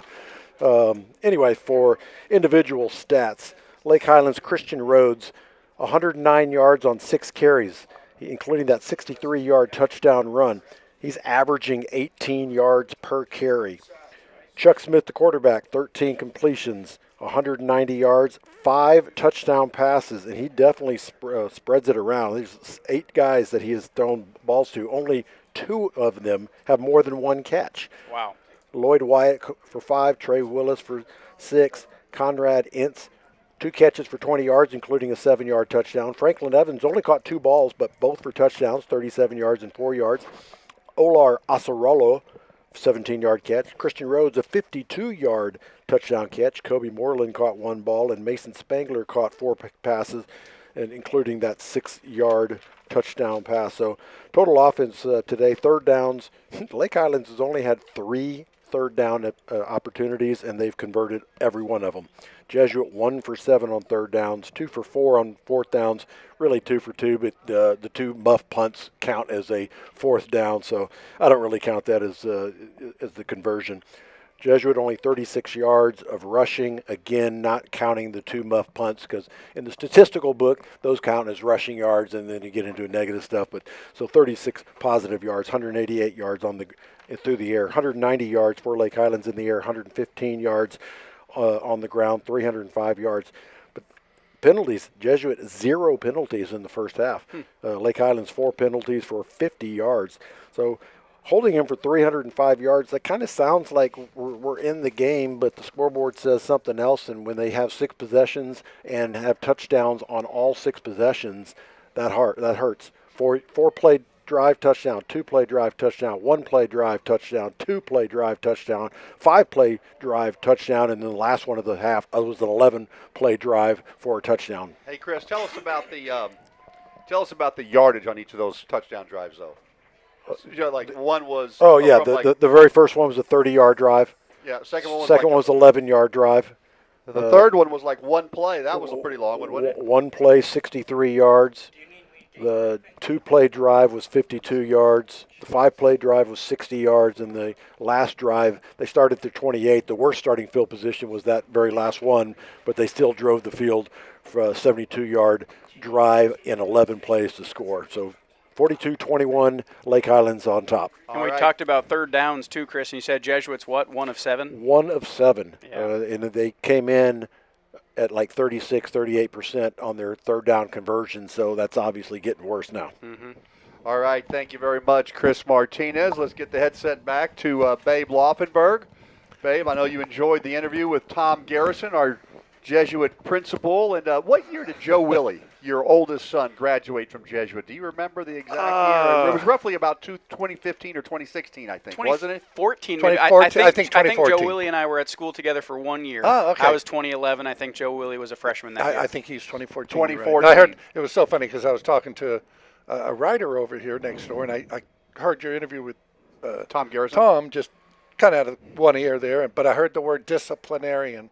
And I also went to a Catholic high school, and we had a disciplinarian, and I told him it just brought back a lot of bad memories, going down to do public schools have disciplinarians? I don't think that's a good question. I don't think they do. Where did you go, babe? We talked about Southern California. Was it Mater Dei? Crespi High School. Crespi, okay. Yep. Mater Dei is the big famous Mater one out Dei, there, too. Servite. Football, yeah. Matter of fact, Bryce Young, who the Cowboys will face Sunday, plays for Carolina. He went to Servite High School. There you go. That's down south a little bit, but That's that where my friend Michael Preisler went from Servite. He's a Servite guy. Yeah, were they big rivals? Servite? Not about. They were in something called the Angelus League. I don't know if that's still true. We were in the Del Rey League, so we never really played them. But we played St. John Bosco, who's now at Power. They were in our league. And so, but by the way, I know you were asking me earlier. Yeah, Crespi High School is 6-0. 6-0. Pending the outcome of tonight's game. All right. I'm talking with Babe Were you asking me? No, you weren't. But I thought talking with Babe Laufenberg, our broadcast partner.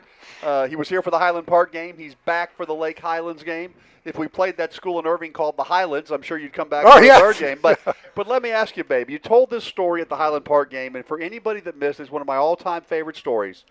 I hope I remember it. But please tell the story about Jason Garrett going to your old high school and just kind of talk us about through that one. It's one of my favorites. Well, so he goes out to, and he's always, kidded me about Crespi High School and the statue and of me, which of course I don't have a statue. But so anyway, he goes out there to interview Sean McVay from the Rams. This was in the summer.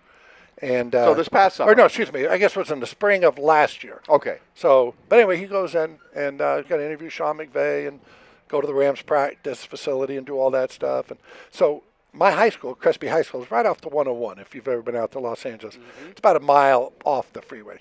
So anyway, he stops in. He goes, to his credit, to go see my high school. And of course, and for those listening, Jason Garrett's one of Babe Laufenberg's best friends. Oh yeah. So anyway, he goes and it's a school day. So here's this 55-year-old man walking around campus that no one knows. No one knows who he. So he goes in to look at the weight room, and two coaches are there, and they're like, can we help you with something? Like, and then they realize, oh God, it's Jason Garrett. He said, Jason Garrett. Well, of course they knew who he was, and so he goes around. So I always kid him. I went back this past summer, Cowboys camp, Oxnard. I'm driving back to the airport, but I stop into my high school. Again, it's right off the 101. So if you're driving from Oxnard down to LAX, it's basically on your way. So I stop in, and the coaches were there, and they come over, and they asked me to talk to the team after their practice. They happened to be practicing, and I said, oh, sure, I'd love to. So I do, and so I kid Jason. That's the difference between you and me. You showed up, and they were calling security. Yeah. They were getting a SWAT team out to have you removed. I show up, and I'm talking to a bunch of kids. That's great. Now, that's so great. He was looking for your statue. He was. I told him it was under repair. So many people had touched the right arm. You know how bronze will tarnish? Yes. So many people gone up and rubbed the right arm for good luck that it was kind of in for repair. And one more quick story that you told in the Lake Highlands game. How many Laufenberg brothers were quarterback for Crespi High School? 3 of us. Yep. Actually, 4 went there. The oldest was a defensive back. Okay. And then my brother older than me was 2 years the quarterback. And then when he left, so I was a sophomore when he was a senior, and I played, sophomore. We actually had a sophomore team. Right. And anyway, then he left, and I took over for 2 years. And then my younger brother, Johnny, he came, he's 5 years younger, but he came, 2-3 years after I was gone, and then he quarterbacked there. So that's kind of cool. So you had all the different Laufenberg brothers, and we see that here at Jesuit, Kevin, right? We see, right.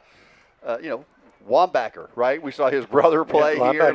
Magoo, the 2 kickers. Absolutely. I mean, so many young men. But, I'm waiting for the day when some of these kids from the class of 1998, during my first season calling Jesuit football on the radio, when their kids show up, right? I haven't had that happen quite yet. Not but, too far but away. That's not too far away. So let's reset where we are. Tom Walsh, Kevin Fitzsimmons, Babe Laufenberg. It's 42-21. Lake Highlands, they are as advertised. Jesuit has been scrappy, but Lake Highlands has been virtually unstoppable. 42-21. They've had the ball 6 times. They've scored 6 touchdowns. So the Ranger defense, let's see if they can make some halftime adjustments. What do you think, Babe? You think halftime adjustments, are those overrated, or are those really things that happen? Onside kick, ball bounce, and the Rangers not able to bring it in. That was a nice onside kick. It took that 1-2, and then took the high bounce on the 3rd, and Jesuit almost got under that. They certainly did. So what do you think about the whole notion of halftime adjustments, Babe? I mean, you have 30 minutes in high school, so maybe high school's a little different. Yeah, in high school you actually can probably do it, right? In the pros, you go in, you go to the restroom, you come back out. It's like 15 minutes. It's 15. Yeah, you have time to go in, maybe use the men's room, get a banana. Your coaches meet, and then they come out. They talk to you for about 2 minutes. But I always say too, at least in the NFL, and it's true probably at all levels, but if you're waiting to halftime to make your adjustments, you're way too late. They're making them on the sideline every play, every series. And to Franklin Evans Jr., the 6'2", 185-pound junior, he's had 2 catches tonight, Babe, as you said, Kevin, and two touchdowns. That's right. Babe said that earlier. Chris said that at halftime as well. He's a running back, but he's got those 2 catches for touchdowns. Obviously explosive. The difference obviously between the NFL game guys as well is they got the headsets, they got the coaches calling down, all the iPads. I mean, so it's much easier for them to make those in-game adjustments than it is for the guys in high school. Obviously down here, I know we talked to Coach Hickman at the beginning of the year that, those things haven't quite made their way all the way down to the high school game yet, but who knows, probably a couple more years and they will. Yeah, a little expensive. Second down 6 for Lake Highlands. At the first drive of the second half, handoff again, Franklin Evans Jr. He'll have a big hole. He's into the 3rd level, if you will, down to the Ranger 35. I'm not sure there is a 3rd level, but if there was, he was there. Cable Weissmuller made the tackle, but it's going to be first down Lake Highlands. So just 2 kind of off-tackle runs there, Babe, and 2 big gains by Evans. Boy, and Lake Highlands can throw 2 backs at you. Most teams, if you got 1 good back, you're thrilled. Franklin Evans, Christian Rhodes, both those guys can carry the rock. 2004, Jesuit's first year in the UIL. They played Lake Highlands for the district championship over at what they call the Boneyard Wildcat Ram Stadium. Jesuit won it in double overtime to win their first district championship, and it's been a heck of a rivalry ever since. Back to pass to Smith. Great protection. He'll, again, just layer it out there. Beautiful throw. Nice catch inside the 12-yard line. That's Weissmuller brings him down, but not before Osa Roller brings it in. And, boy, he just has great touch. Yeah, it does. Really does. He's got to be playing on Saturday next year. Well, he's going to play somewhere. I don't know where. I know he'd like to play at Boise State, and I think they're actually following him. Well, I got to tell you, he doesn't have the height that sometimes say are the measurables, but there was a guy named Drew Breeze didn't either. He was 5'11" and a half. And you see the kid? You see the kid at Vanderbilt? Yeah. Diego Pavia. Yeah, Pavia. What's he? 5'11"? 5'11". Some guys. This kid's just a player. We heard a Roll Tide back there. He goes into the end zone. And nice defensive play, knocked away. Andres Vaughn went up and knocked it away, Kevin, and that was a big play because, again, Chuck Smith laid it out there beautifully. Good coverage that time. I tell you what, guys, wherever Chuck Smith goes to play, he hopes he has as good a protection as he's had tonight because the offensive line has done him a lot of service. He's had a lot of daylight back there to make the throws he wants. This time, though, as you see on the replay, great job by Van to get his hand up there. No contact, no call by the referee, and it's second down, Lake Highlands. Yeah, second down 10.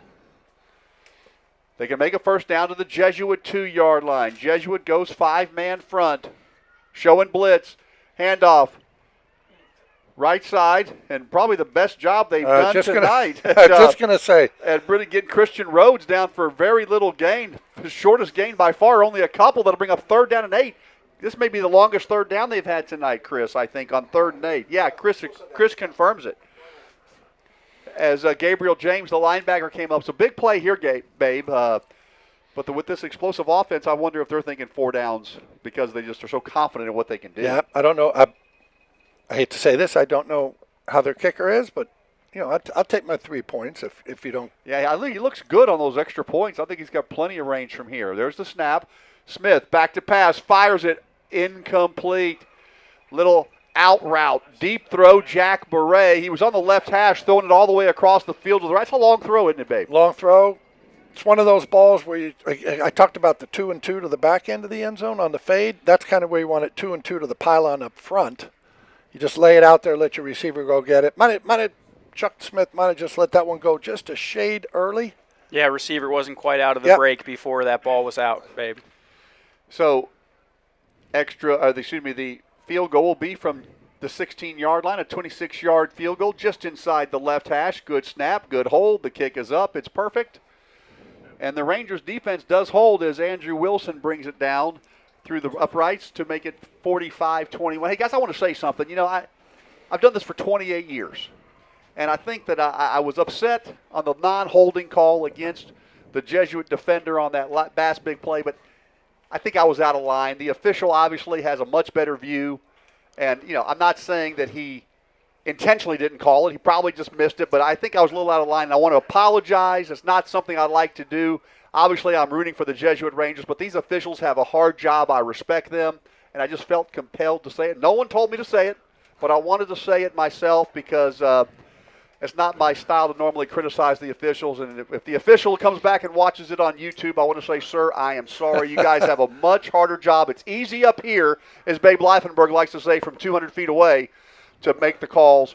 But my apologies, and I respect what they do. Well, I'm going to just tell you something, Tom. I actually spoke to the referee. I think I told you this. Before the game. Before the game. We had a nice little chat. And he said, tell Walsh to be quiet, right? Well, no. And so after the game, I'm going to just say, hey, I just want you to know, my partner up there, Tom Walsh, he thought it was a bad call, but he wants to apologize. It really wasn't. You guys have a tough job. But then I'm going to go to Brandon Hickman, and I'm going to say, hey, Tom said, I don't know what kind of bull that was, but that was brutal. No. I do not want to tell Brandon Hickman that you're apologizing for the non-holding call. My apology is sincere. So the ball goes into the end zone. Andres Van lets it roll.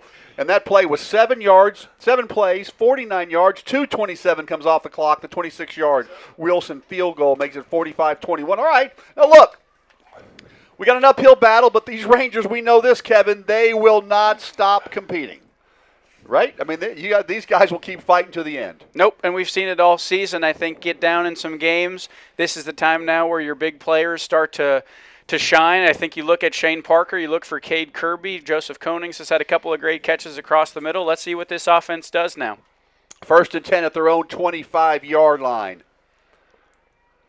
1 wide receiver left, 2 to the right. Play action. Here comes the rush. And just nowhere to go but get rid of it. He was under duress. Was Beck Berry. And Theriot, the linebacker, has just been everywhere tonight defensively for Lake Highlands. And that's one of the big changes at all levels of football. Right. I mean, once upon a time, you could not just throw the ball away. You couldn't throw it in, once you're out of the pocket now, we all know you can throw it into the stands or wherever you want. You took a sack. I mean, and you took a beating, too. Now you don't get hit as much, and obviously you don't have a loss of yardage of a sack. 2nd and 10. Play action. Back to pass, Barry. High throw looking for Konings. They've had that a couple of times tonight, including on that big 4th down. Lloyd Wyatt has been playing very tough man-to-man coverage on Konings all night. He's the kind of the guy that gets that receiver coming over the middle, Babe, and that's going to be 3rd down and 10, and you're down 45-21. I mean, early in the third, but this is a big play. Yeah, and again, Coach Hickman, I'm sure we'll talk about it after the game, but just they've been in 3rd and long so many times. I just can't remember them being 3rd and 1, 3rd and 2, 3rd and 3. No. This 3rd and 10 has just been the order of the day for the Jesuit offense. 3rd down 10. And let me say, that's a tough way to make a living. 2 receivers left, 1 right. There's the snap. Back to pass. Barry. And the receiver never knew it was in the air. He was looking for Koenigs, but he was double coverage, and he never saw it. Is McRoy. McRoy was on the coverage, one of those defenders, and Jesuit's going to have to punt it away on 4th down 10. And I mean, guys, I'm not proclaiming Lake Highlands is going to win the state championship, because in 6A football in the state of Texas, you've got some absolute beasts out there. But these guys are not going to be a one and done. I mean, great Kevin. I mean, these guys look very tough. They're well coached. They're fast, they're physical, they tackle well, and they're explosive on offense. Yeah, we've talked about it all night. I think in all 3 phases of the game, really strong. Oh, look at Cooper Magoo's going to take this around the left side, Tom. Another fake punt. A second fake punt of the night, and the Jesuit Rangers. You're talking about manufacturing points, Babe Loftenberg. I don't know. Was that a designed fake It was. punt? It was. It looked like he was going to kick it to me. It was going. I think right it was here. designed. Watch. Because they had a man coming free. I think he just pulled it down because he doesn't have blockers in front of him. I guess I think hey, guess what? I was wrong again. I think he just that punt was going to get blocked. That was a great play by Magoo to the 44-yard line. The Jesuit Rangers back to pass. Barry. He will fire it. Ball is caught. Nice throw indeed. That was to Caden Profit. Lloyd Wyatt was there. Babe, how hard of a throw is that? I mean, you're rolling right. For you're me under duress. or for the average quarterback? For the average quarterback. Oh, it's really hard. Yeah. For me, I'm kidding. No, that was a good throw. Really good throw. Shane Parker will get taken down for a loss back to the 48-yard line. They were clearly watching out for number 7. They were spying him tonight. Juan Odriz, the defensive lineman, made the tackle. Cooper Magoo is the leading rusher for Jesuit. Jesuits, Cooper Magoo, the leading ball carrier tonight with that big. How many did he run that for? 19 yards. He's averaging 19 yards a carry, babe. I love it. Give him the ball more. 8:08 to go, third quarter. If you're just joining us, Tom Walsh with Babe Loftenberg and Kevin Fitzsimmons. The Jesuit Rangers trail 45-21. There's the snap. And looked to me that Profit was cutting in and Beck Berry was throwing out. He got a little bit crisscrossed there, Kevin, and it's going to bring up 3rd down and about 12 for Jesuit. But Profit had that nice catch on the sideline just a moment ago. Yeah, good to see his number and his name called. Just a couple of times so far tonight where we've seen Barry and the receivers a little out of sync. Another one of those that time just doesn't quite get into the receiver's area where Profit was, but it was a good throw. Just missed him by a little bit, and as Babe just said, it's another 3rd and long. And remember, Profit also made that beautiful 2-point conversion where he was able to do a little toe tap to bring it in on a very difficult catch when the Jesuit Rangers draw it within 21-14. So 3rd down 12, Barry.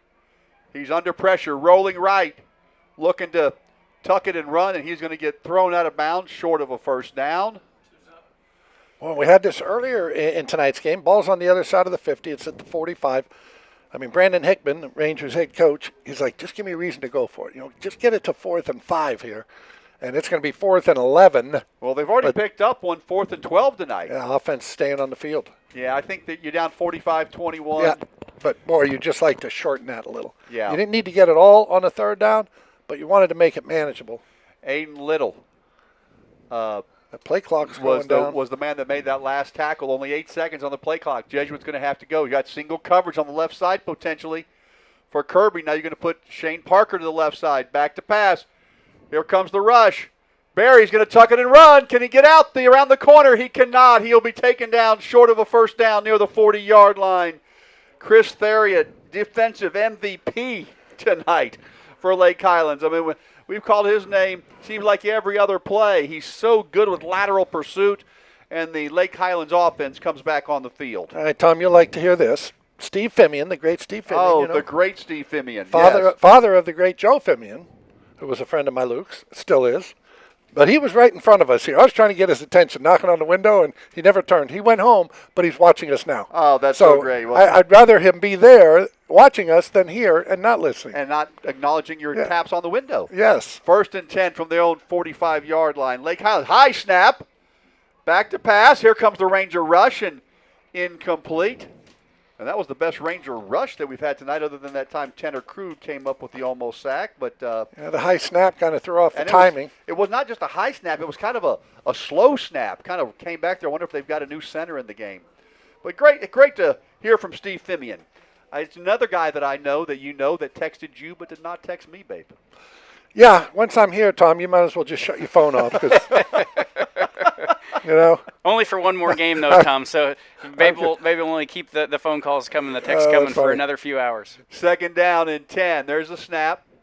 Handoff, Christian Rhodes. Nothing doing. Good job by the Jesuit defense. Did you notice, babe, have you noticed that every time right before the ball is snapped, Chuck Smith, the quarterback, will kind of do a little pigeon hop, if you will. Watch him when he's in the shotgun. You're picking up on that. Watch this. Well, next time we see Tanner Krug was the one to make the play. It'll be 3rd down and 8. But watch him right before the ball is snapped. He does a little bit of a kind of a crow hop or I called it a pigeon hop. I'm not sure what that is. A crow hop or a stutter step. Watch him. Shuffles his feet a little bit. Shuffle. I've seen it several times. I'm gonna watch it. All right, come on, come through for me, Chuck. 3rd down and 10. There we go. See it? Back to pass. He'll fire it out to the right side, and it's going to be caught. I mean, he's just got such great touch. I mean, that's right between two Jesuit defenders. Wambacher was there, but I mean, that's just a big-time throw, folks. I mean, give credit to Lake Highlands. From the left hash to the far side of the field, too. I mean, that's not an easy one to make, right, babe? No, and again, we talk about that layering throw over the underneath coverage and before the safety or the corner, whoever it is out there, and he did a nice job again. He's about 3 or 4 of those throws. Well, watch this watch it with this the little hop step. No, what's the little hop step? Let's see it here. Nope, that time he didn't do it. Hey, good job by the Jesuit. Really gashing him inside tonight, but McGoldrick made that play. But the Rangers defense has done a much better job here in the second half on the inside runs. They really have. Talk about halftime adjustments. Maybe they made one. 2nd down, 6. But what a treat it is to watch a quarterback like Chuck Smith, 6'1", 205 pounds, a senior, interested in Boise State. And, of course, what a great program they have up there. They played at Notre Dame last year. Notre Dame won for the first time in their green jerseys in like 20 years last week. Jason Garrett, our friend on the call. Yeah. Had a little extra luck there. I was up there for that game, Tom. Oh, nice. And they swing it out to Willis, and a good job by the Ranger defense to swarm. Willis made the catch and was immediately hit by McGoldrick. And that'll bring up no gain. They'll bring up 3rd down and about 6 or 7. Yeah, great job by you, Kevin, to get that. How was that experience last week here? And Chris Ackles, our broadcast partner over the Notre Dame Stadium. Well, you've been to many Notre Dame games, Tom. It's a great atmosphere up there in that stadium, and a little bit of a funky game. There was a lot of penalties, over 200 yards of penalties between both teams. So it's a little bit choppy, but the Irish get it done, and a good win against the Boise State Broncos is a fun game, fun atmosphere. Absolutely. So big 3rd down here for the Jesuit defense. Maybe 4-down territory. Smith back to pass. Good protection. Fires it. In between 4 blue jerseys. I mean, just an outstanding throw again, folks. It's just we're not doing it justice. Jack Beret made the tackle, but there's 4 blue jerseys, and he just zipped it right in there, babe. Boy, I think that's the first time they've ran that deep curl. Everything has kind of been on the outside, corners, outs, and this time he runs about a 15-yard curl inside, and, yeah, to your point, Tom, he just zipped that ball. Chuck Smith had a lot on that one. Yeah, he did. We talked about all that layering, nice touch, soft. This one he just came back and said, I'm going to throw this as hard as I possibly can. He can do it all. He can do it all indeed. 1st down. There's the snap. Handoff. Right side. Christian Rhodes. Gained of a couple. Hey, by the way, Kevin, a great friend of your parents and myself, and I'm sure you as well, Chuck, Charlie, and Fran Winnicate's listening in and watching tonight. Yeah, you know what? They texted me earlier. I meant to tell you, Tom. I forgot to tell you. Hey, it's the first people I know that have texted me and not Babe Laufenberg. So thank you, Chuck and Fran and Charlie. So 2nd down, 8 at the 17-yard line of Jesuit. There's the snap. Chuck Smith rolling left, fires into the end zone, incomplete. I mean, good coverage by Andres Van, but that throw was right there. I mean, and he's running left, and he's a right-hander, and what a throw, babe. Talk about how hard this is. Yeah, the whole key here is to just get your shoulders turned. You know, get that right shoulder back, which he does. See how he pulled that right shoulder back? And look at the throw. I mean, the receiver gave him a chance. It was great coverage, but the throw was perfect. Joe Willie taught him that move, by the way. We worked on it. We worked on it a lot. Joe Willie Laufenberg. And it's a misnomer. A right-handed quarterback can't throw left. It's easier to the right, but you can still throw it. As long as you can turn that shoulder, right? Yep. That's the key. Third down. Chuck Smith keeps it, and he'll be brought down short of a first down. It'll bring up fourth down at about 5. And I wonder if they'll work a little bit on the field goal here at 4th and 5 at the Ranger 14. Jackson Gare made the tackle. Looks like the offense is going to stay out on the field for Lake Highlands. Just 3 points last time down the field. They want more. Well, they've been used to some big scores. They're up 45-21, 4th and 5 from the Ranger 14 from the right hash. Rhodes is in the backfield. They're going to try to maybe draw the Rangers off sides. 8 seconds on the play clock. Yeah, they called timeout. They'll call the timeout and talk about it. Coach Campbell, their head coach over there, they're trying to get him to jump. Didn't. So they take a timeout. Hey, so. Yeah, please. We rolling? We're rolling? We're going. I'm so used to commercial. Yeah.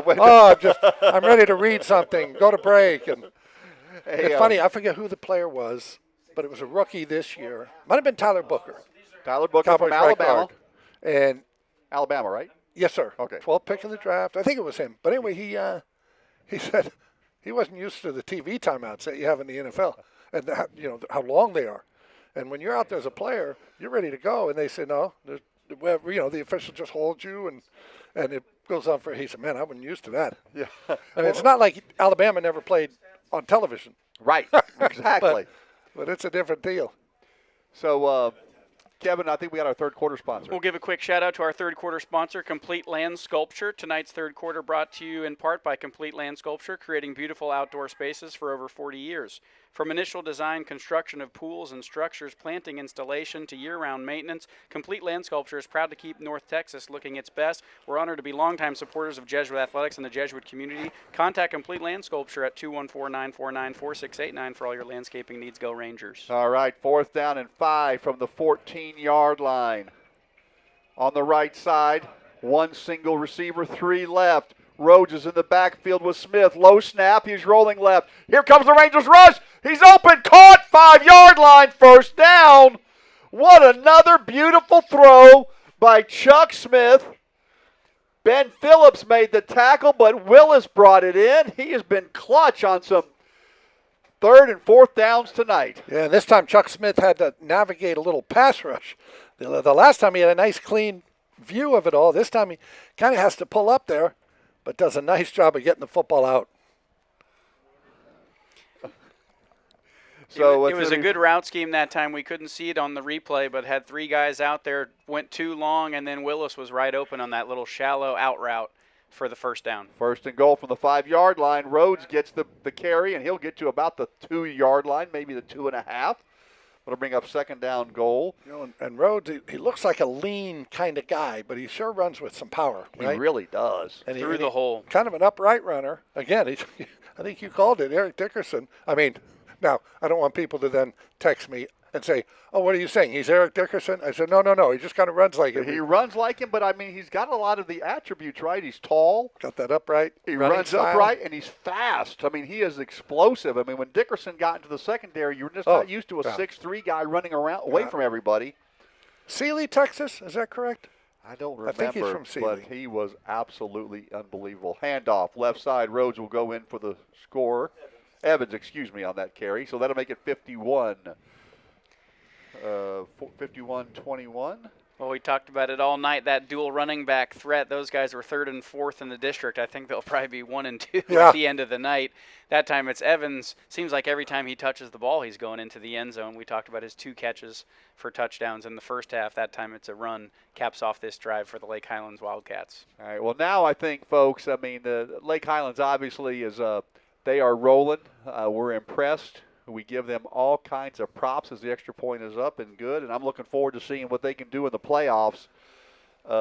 I'd heard that they were going to be tough, and, last year, very good, but they have taken another step forward.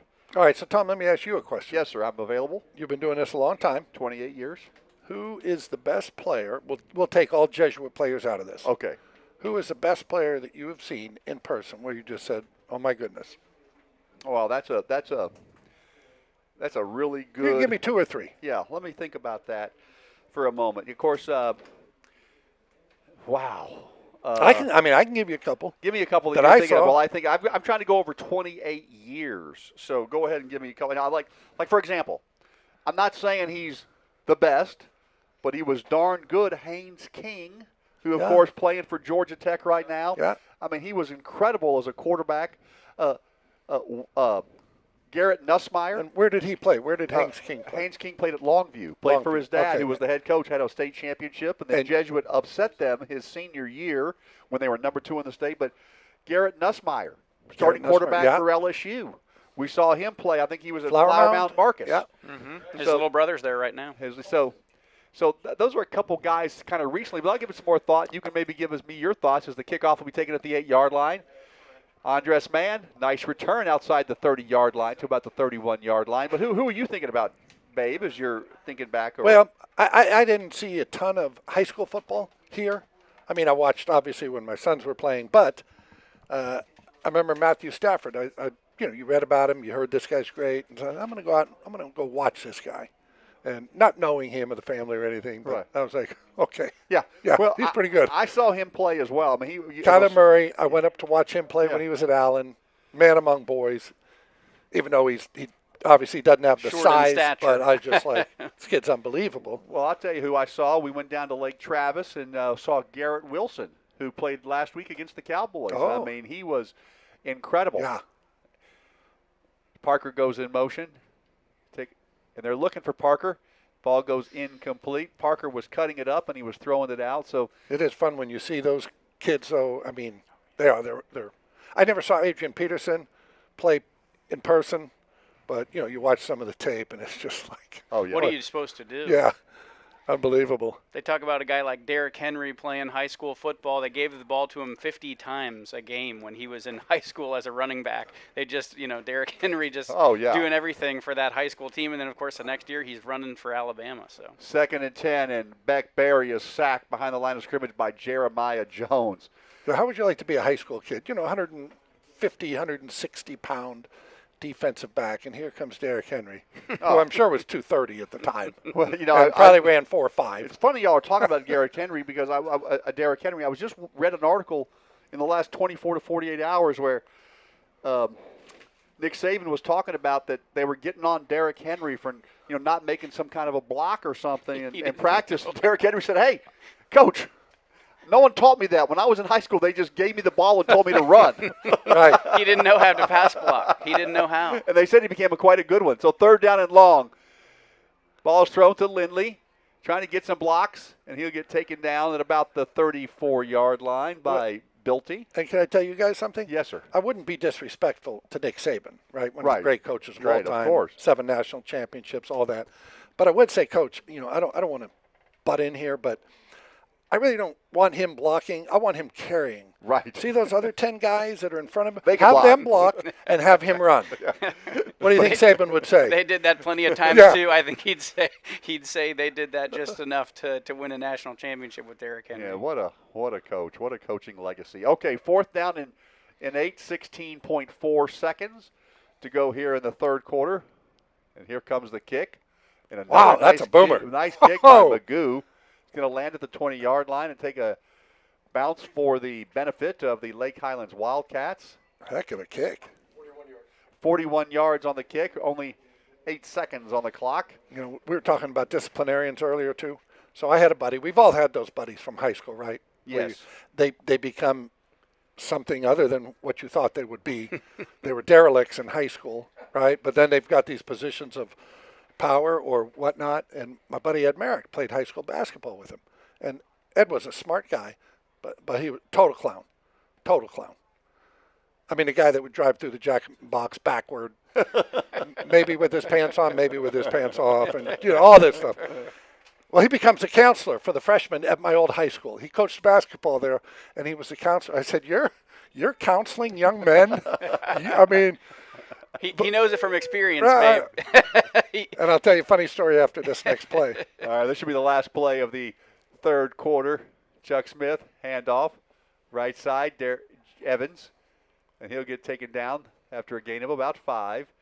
So do we need to get any breaks in there, Mr. Producer? Okay, we're good on that. Okay, so my buddy Ed, so he is a. Is this your buddy Ed that comes to the coffee? Yes. Okay. Great guy. But anyway, he is the freshman counselor. So he has, parent meetings, parent-teacher meetings and whatnot, and they come in and they meet the counselor individually. And I went to, again, Catholic high school, small, relatively small. Anyway, I lived in, our high school was in Los Angeles, San Fernando Valley, in Encino. George Wentz's son went to Crespi High School. George Wentz from Norm on Cheers fame? He was Norm on Cheers, and it was at the height of Cheers' popularity. So in comes, I forget what his son's name was, but he comes in for the meeting, and in comes George Wendt into the little tiny office, you're in a little high school. And he said, I so badly just wanted to jump up and say, Norm, as he walked through the door. And he said the whole time, when you're sitting there trying to talk to him about his son, right? Right. The whole time your mind is just on Cheers. Yeah. And, this is Norm. And, thinking of the old great clips. And we just lost the great George Wentz this year. We just lost him this year. I did not see that. Yes, just in the last couple months. So second down and 4 at the 31-yard line. There's the snap. Handoff. First down yardage, right to the 35-yard line. Hey, by the way, the GD family is listening tonight, and they think the spotter's doing a great job tonight. And here he is pointing out that Jackson Gare made that tackle for Jesuit. And I said it was a first down, but they're saying he's about a quarter of a yard short. Now they're going to push him forward. Yeah. He got that first down. That's what I thought. Yeah. Okay, now they're going to go ahead and give it to him. Yep. Well, they didn't give it to him. He earned it. He earned it. Come on, Tom. So I got to tell you, babe, you've been doing this a long time, right? 29 years, CBS 11 sports anchor. This guy, Kevin Fitzsimmons, is pretty good. What do you think? Very good. That's why I left CBS 11. I knew he was coming. I said, I don't want to get fired. I'm going to go out gracefully. Chuck Smith will fire it out to the left side. Again, they just have such a good scheme, and they've got some really explosive receivers. Another first down near midfield. But, he's really good at just firing it down the line, but they've got that. They scheme it up they've got some blockers out in front. Mac Murphy made the tackle, but very impressed. Yeah, they've got receivers across the board, a couple of good backs. And Kevin, like you were saying, but I want to tell Chuck Smith, the quarterback, and not everybody has these kind of players at their disposal. Yeah. But his touch and his accuracy. No, this is not a one-faceted team on any side of the ball. We've seen it all night. Excuse me. To your point, Tom, they're going to be hard to handle in the playoffs. They really are. I mean, Joe Willie Laufenberg did a great job mentoring this young man. So first and 10 at midfield. Handoff. Gain of about 3. What I really like is, and I know we're doing a Jesuit broadcast, Chuck Smith, great kid. We see these stats now here through the first 3 quarters, guys. As Chris mentioned at halftime, Jesuit, some of the stats you look like maybe you're in the game here. The big difference, obviously, right now is rush yards, just 12 total for the Rangers to the 169 for Lake Highlands Wildcats between that duo of Rhodes and Evans. So that makes the difference here through 3 quarters. It's 52-21 Lake Highlands with 10:30 left to go in the 4th quarter. What are the rushing yards again, Kevin? I'm sorry. It was 12 for the Rangers and 170 and that includes for Lake the Highlands. 17 on I think that includes all of Cooper Magoo's fake punt too. So, but they take away those rushing yards on the sacks, right, Chris? So the sack is a rushing yard. Yeah. So in high school, he says. So third down and about 3. Babe, I don't know never if you know this, but either. Kevin or Chris is at the same Cowboys games you're at, but he's helping Victor Villalba with the Spanish broadcasts. And so I see Chris. You see Chris almost every time the game's at AT&T. Is he working? Well, when I see him, we're in the. When I must admit, when I see him, it's either in the hallway or the bathroom. So, or eating, yes, or eating. Third down. I mean, I don't go into their booth. Moreland is now in a running back along with Evans. Handoff. First down yardage again from Franklin Evans Jr. So they're just really battering that inside of the defensive line. Joe Norman, the linebacker, comes up to make the play, but another first down for Lake Highlands. Yeah, and getting back to those rushing yards, and it's why Jesuit has been in 3rd and long all night, because they just haven't been able to run the ball. Yeah. They run the ball and they get nowhere. Well, we hope you've enjoyed it tonight. It's been great to be with Babe Laufenberg and Kevin Fitzsimmons and Chris Martinez and Henry Jeedy. We hope you've enjoyed it. I know it's not been the way the Jesuit faithful would have liked this one to go, but hey, give credit to Lake Highlands. They are as advertised. New quarterback in the game, Babe. Yeah. And it looks like that's Shaw Jenkins. Handoff right side. Taken down for a loss. That was a big hit. Weissmuller made the play. Shaw Jenkins, by the way, his dad is, I was going to say was, but is Ben Jenkins, Major League Baseball pitcher. Oh, all right. So you got to figure the genetics are good for that arm, That's right. I mean, I got to tell Get you, an arm Babe, out of that as we see the big tackle here that time from, I think it was Wambacher. I think Weissmuller as well, yeah. Joe Norman was also there. So is there another Wambacher on the way, by the way? I mean, just like the may- Laufenberg quarterbacks at I think Crespi High this School? may be the last Wambacher. That's the last one, okay. The last of the Wambackers. Second down, 9. The quarterback now in the game, Shaw Jenkins. Handoff, left side. Hole quickly closes. That is Sanders, the 5'9", 175-pound senior. And that'll bring up 3rd down at about 7. If you're just joining us, it's 52-21. And if you're just joining us, what happened? Why are you late? Mac Murphy made the tackle. Tom, just be grateful that they are. Yeah, for Okay, sure. We're so grateful. That's We not love cold. the Jesuit community. So when you're sitting on the charter plane tomorrow with Brad Sham, will you be talking about how much you enjoyed being with Kevin and me tonight? Well, he's undoubtedly watching and listening, so he'll know how much. 3rd down, Shaw Jenkins rolling right, lets it go. It's almost picked off. Great defensive play. Cole Wambacher was there, and it's going to be 4th down. Wambacher took a shot, but he almost brought in the INT. Let's look at this here, Kevin, Babe. Yeah, you see Shaw rolling out this time. It's that same sort of throw we've seen Beckberry make a couple times towards the out-of-bounds line. Looked like it went right through Wambacher's hands, but it's a good defensive play, and that forces a 4th down. It looks like Lake Highlands is going to bring on their kicking unit. Oh, this is going to be punting. Yeah, okay. I was going to say, that was going to be a deep field goal. I was just going to say, that's going to be about a 50-yarder if they line up the kicking team. So First punt of the game? First punt of the game. Honestly, I'll bet you they're doing this for practice. There's the snap. Yeah, this punter doesn't have to punt much. No. Fair catch is called for, and it'll take a bounce for Lake Highlands down inside the 5-yard line to about the 3. Well, guys, it's been great to be with you. And, Babe, I want to just say this. It's been so great to have you with us again. You're one of my closest friends in the world. Boy, you don't have many friends, do you? I ask you to do this. People ask me about you, and I just say, I met him. I think I met him. Met him a time or two. Tim Walsh? No, Tom Walsh. Whatever. But you come to do this as a favor, and really appreciate it. No, it's fun. We've gotten so many texts tonight. People love hearing you on these airwaves. The fact that you gave us 2 games. I mean, he's working all week, folks. I mean, he's prepping on Wednesday night, Thursday night, Friday night. And people should see the notes that are all, yeah. noted up. He does his homework. Thanks so much, Babe, for being here with us. That's great. Yeah, he does not just roll in, folks. And tomorrow he'll be getting on a charter and flying up to Carolina to do the Cowboys on Sunday, and we'll hope you'll listen. And so it's going to be 2nd down and about 12 as we're just under 7 minutes to go in this one. But, Kevin, you've done a great job, and we're so glad that we could do this. I'm just so excited about you and Chris Ackles taking the reins, and I'm really grateful that I get to still do some games during the year. Back to pass, Barry. Little screen pass to Shane Parker. Makes a nice move. Makes another defender miss. He's going to be close to a 1st down, maybe a couple yards short. There's this 3rd and 2 you're talking about, Babe. Maybe 3rd and 3. There we go. Glad to see these Jesuit seniors continuing to get some minutes here as the clock winds down in the 4th quarter on senior night. Hopefully maybe the Rangers offense can put something else together, a long drive down the field here and get in the end zone one more time. It's been a long night, I know, for the offense, ultimately for the defense, especially against this talented Lake Highlands team. And there's Beck Berry trying to get a few yards, not going to get the 1st down. No, that defense is still swarming that there. Jack Boland made the last tackle. This one was Jeremiah Lane. Looks like they're going to leave the offense out there on 4th down. 4th down. No. Okay, here they come. Sorry. I thought they were as well, babe. He must have been thinking about it because the punt team came on. Maybe another Cooper Magoo fake punt. Hey, why not? Couple They're of them 2 for have worked 2 so far. Yeah. That's right. You know, sustained drives.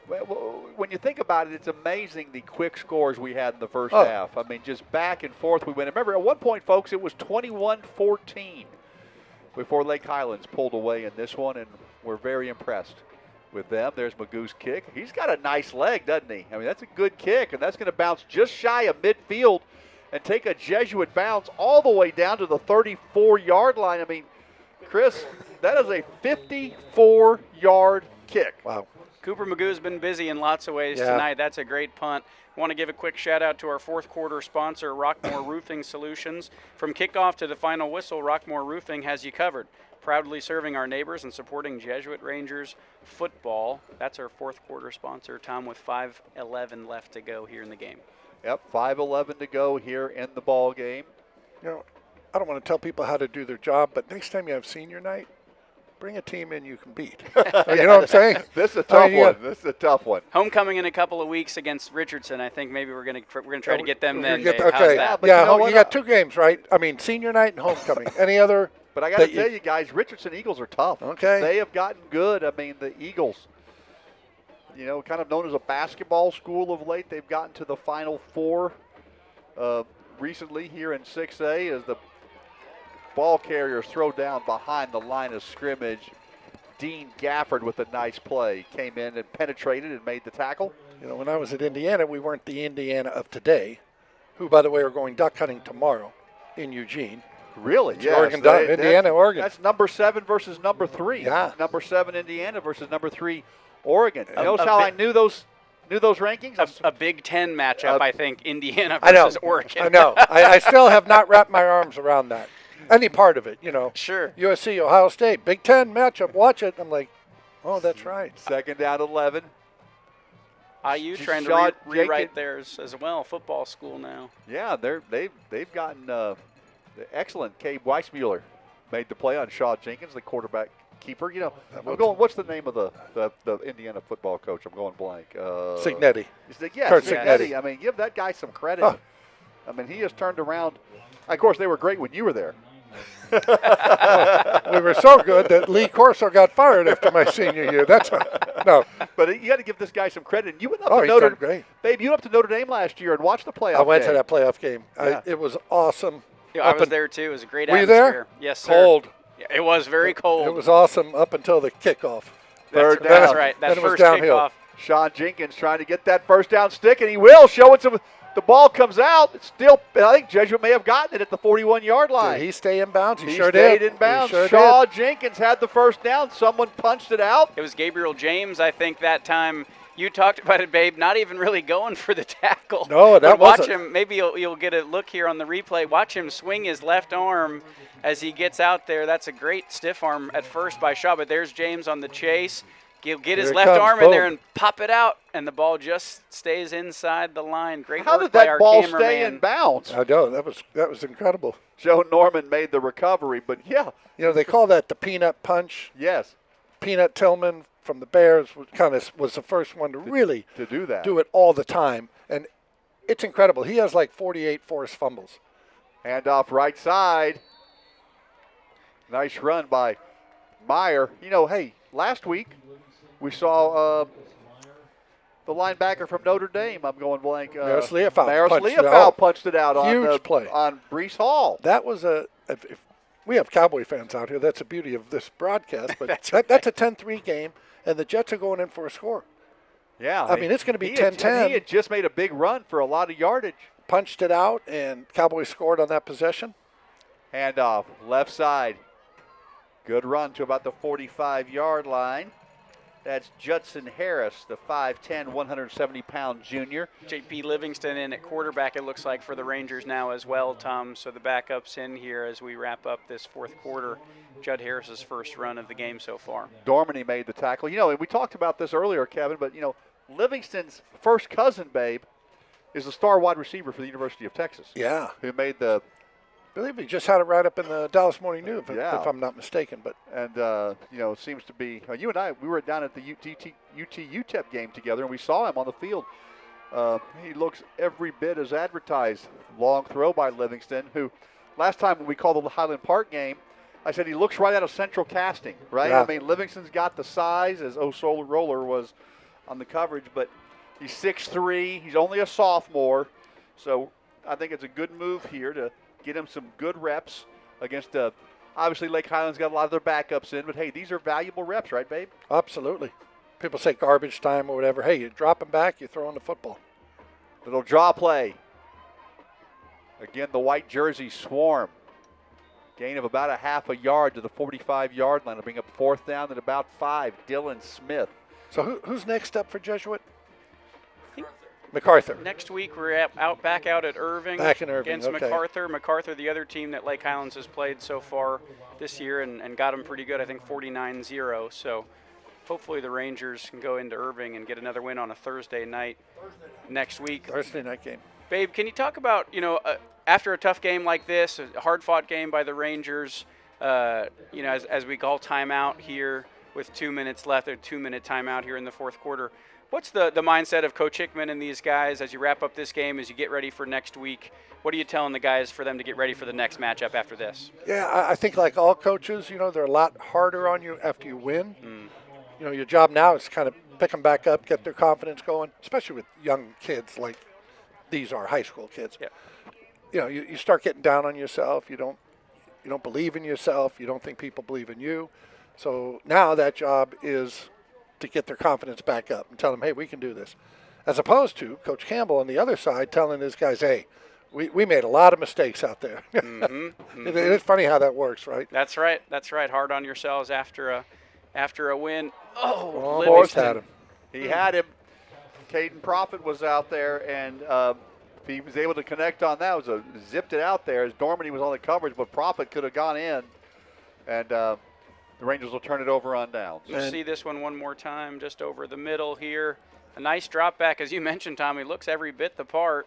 Just a little overthrown, and Prophet can't get to it. And that'll be a ball after he throws a couple more of those, and a year from now, he'll be hitting them. That's exactly You got to get out there, and you just got to get out and play. Kevin, there was 3 years ago, I was watching UCLA on a Saturday night at 11 o'clock at night on whatever the late Pac-12 game is, and clearly you had a bet on the game. No, Nobody else stays up that late. No betting. I'm watching it, but you were watching it too. I don't know if it was against Hawaii, because I know. It could have been Hawaii. Yeah, because I knew you were watching it, and I texted you and I said, "Hey, can you believe the quarterback, made that mistake in the end zone?" And Babe's response to me was, "Hey, Tom, things are happening fast back there." Fast. Kind of back to the point of sitting in your living room. It's not as hard.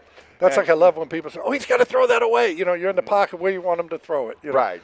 And if you knew you were going to get sacked, yes, you would have done something differently. But you're looking downfield. You're trying to make a play. You're trying to make a play, and all of a sudden that thing collapses. You don't always have the luxury of sitting on your living room eating your pizza going, "Oh, you got to throw that away." Couple of big bodies in front of you too that obstruct your vision. I think. To the point too of when you win, coaches are hard on you. When you lose, they want to kind of pretty much pick you back up. Anyway, Phil Sims tells the story. He had just said, I played great on a Sunday. He was going to go home, have a nice dinner. This is not in his days at Morehead State. No. This was with the New York Giants. Bill Parcells was his head coach, and he said he had a good game on Sunday. Forget who they played, but it was Monday. They went back in, watched the film. He's going to go home. He said he's going to watch the Monday night game, have a nice dinner with his wife. And Parcells walked by and said, "Hey, you did okay yesterday, kid." And Phil said, "I don't know what got into me," he said, "but I just stood up and said, hey, Coach, I played great and you know it." And Parcells stopped and looked at him and said, "If you thought that was great, my expectations for you are greater than your expectations for yourself." Wow. So Phil just said, I just kind of sat back down.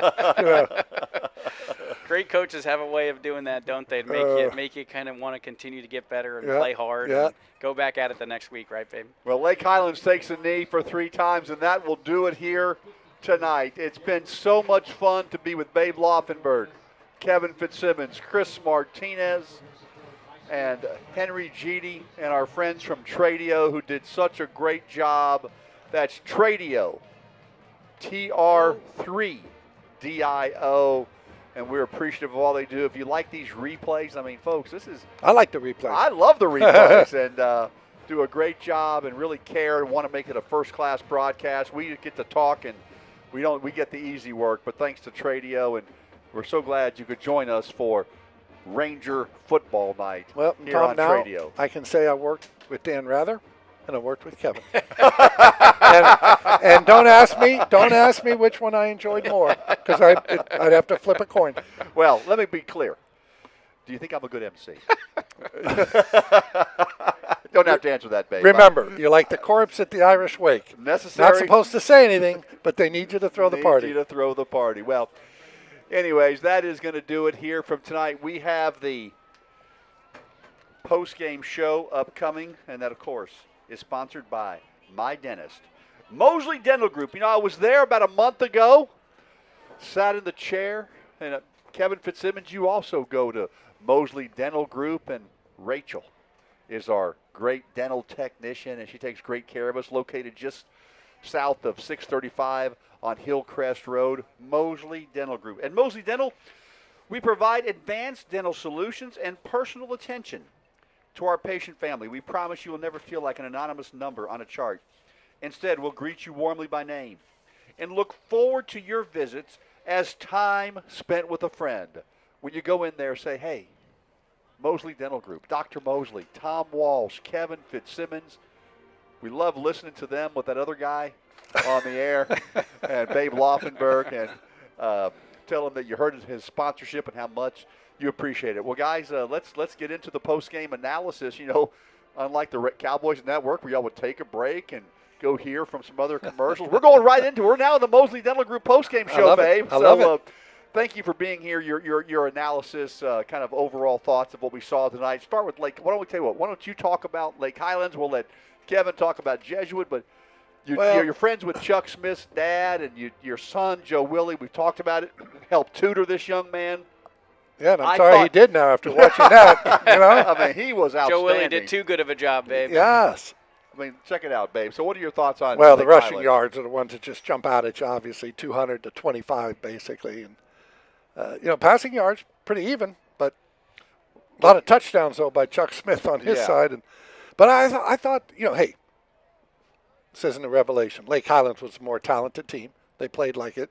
But I liked what I saw from the Jesuit group just in terms of the fight. And I really thought they stayed in the game and, made it close a couple times where it looked like they were going to threaten, but they just couldn't get off the field. They couldn't get Lake Highlands offense off the field until they scored. Yeah, I mean, it was 21. It was at one point it was 21-14.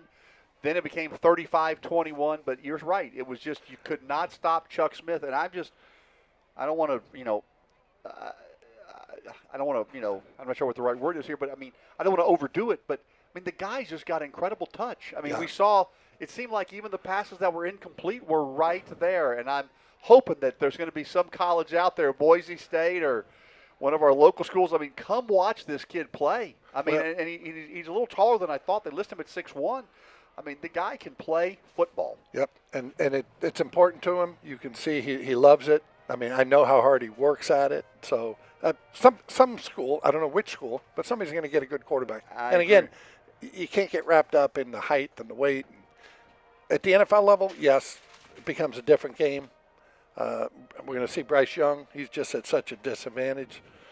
Just that size of but in there's college, a reason why the Josh Allens of the world are sitting there dominating the NFL. But let's also real quick comment on Christian Rhodes. I mean, the outstanding running back, the one to commit to SMU. I'm excited about that. So was Henry Jeedy.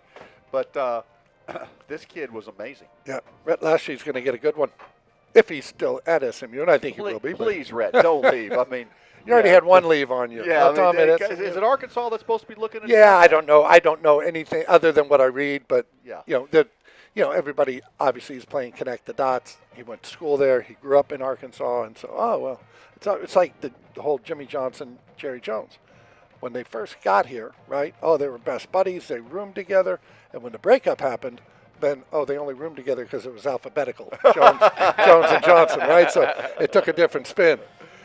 Kevin, what did you think? Comment on Jesuit and, of course, on Lake Highlands as well. Well, like you mentioned, Tom, they were in it early. You know, you give up a couple of big plays like they did and still hang around for that first quarter and a half at least, and you got a little bit of a good feeling. But ultimately, I think Babe mentioned it, just Lake Highlands, a few too many talented, players on the position, skills positions especially. You know, when you look at the running backs, the wide receivers, the way that Chuck Smith was able to throw it all around the field tonight. I think Jesuit's defense is going to look and say, what can we do to contain some of those big plays, those big players? How can we keep those guys in check? If your Jesuits offense, especially in the first half, looked pretty good, I think, had a couple of big plays of our own. It was great to see Shane Parker back in the mix with the big touchdown, on the kind of the double fake, a couple of fun fake trick plays, the punts, a few things go your way with some of the fourth downs and the penalties. So all in all, I think, Babe mentioned it's time to pick yourselves back up and go out. We've been talking about it all season long. District is the only thing that matters. This is our first loss in district, likely to the team that's going to be the best in district and win. And so, you hang your heads high for the rest of the night tonight and then go on and win the rest of district now. And if you can win, and I think every other team in this district is beatable. I think they're beatable. And if you can only have this loss to Lake Highlands, you can be the number 1 seed going into – and remember, Lake Highlands is a much bigger school. So, as we all know, 4 teams out of this district will make the playoffs. The top 2 with the largest population of enrollment will go to 6A Division I. The next 2 will go to Division II. Jesuit, as the smallest team in the whole district, is always going to go to Division II. So if you can only have the 1 loss, you'll get the top seed in Division II. So you still have all your goals in front of you. I know I sound like a broken record, but all your goals can still be in front of you. You can still get a top seed, Division II, and thank goodness Lake Highlands will be in Division I because they are very good indeed. Babe, let's very quickly, I'm going to hand my headset over to Chris Martinez and let him give us some stats, and then we'll come back for final thoughts on the Mosley Dental Group halftime show. Well, I'm giving this to Chris. Kevin, how about you read our Veritex, our title sponsor, one more time? Sure. Thanks to Veritex, our title sponsor. Veritex Bank is proud to serve as the official bank of the Jesuit Dallas Rangers. We share a strong commitment to serving the community and making a difference in the lives of others. Learn how our shared values make Veritex Bank and Jesuit a winning team at www.veritexbank.com, member FDIC. Chris Martinez, what did you see from a statistical perspective out there? I mean, just a couple of interesting things. We talked a lot about Chuck Smith today. 19 completions for 270 yards, 5 touchdown passes, all in the first half. Just a nice dominating thing.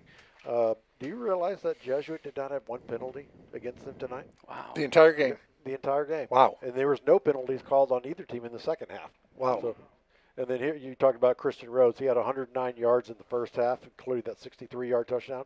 In the second half, 4 carries for 9 yards. Yeah, they did a much better. I don't know what they did at halftime, but they made whatever adjustments they made. I liked them. And he had a big catch for a touchdown, didn't he, too, in the first half He as did well. up So the sideline, little swing screen. He did it for, on the ground and in the air.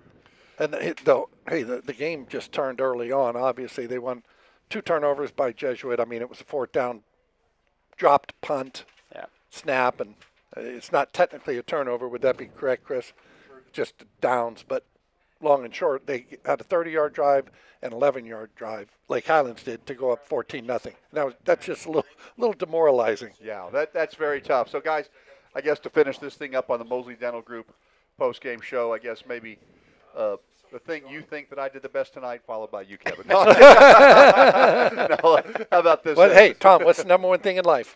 Show up. Got to show up. You showed up. And I got to tell you, you showed up. And, Babe, we know how busy you are.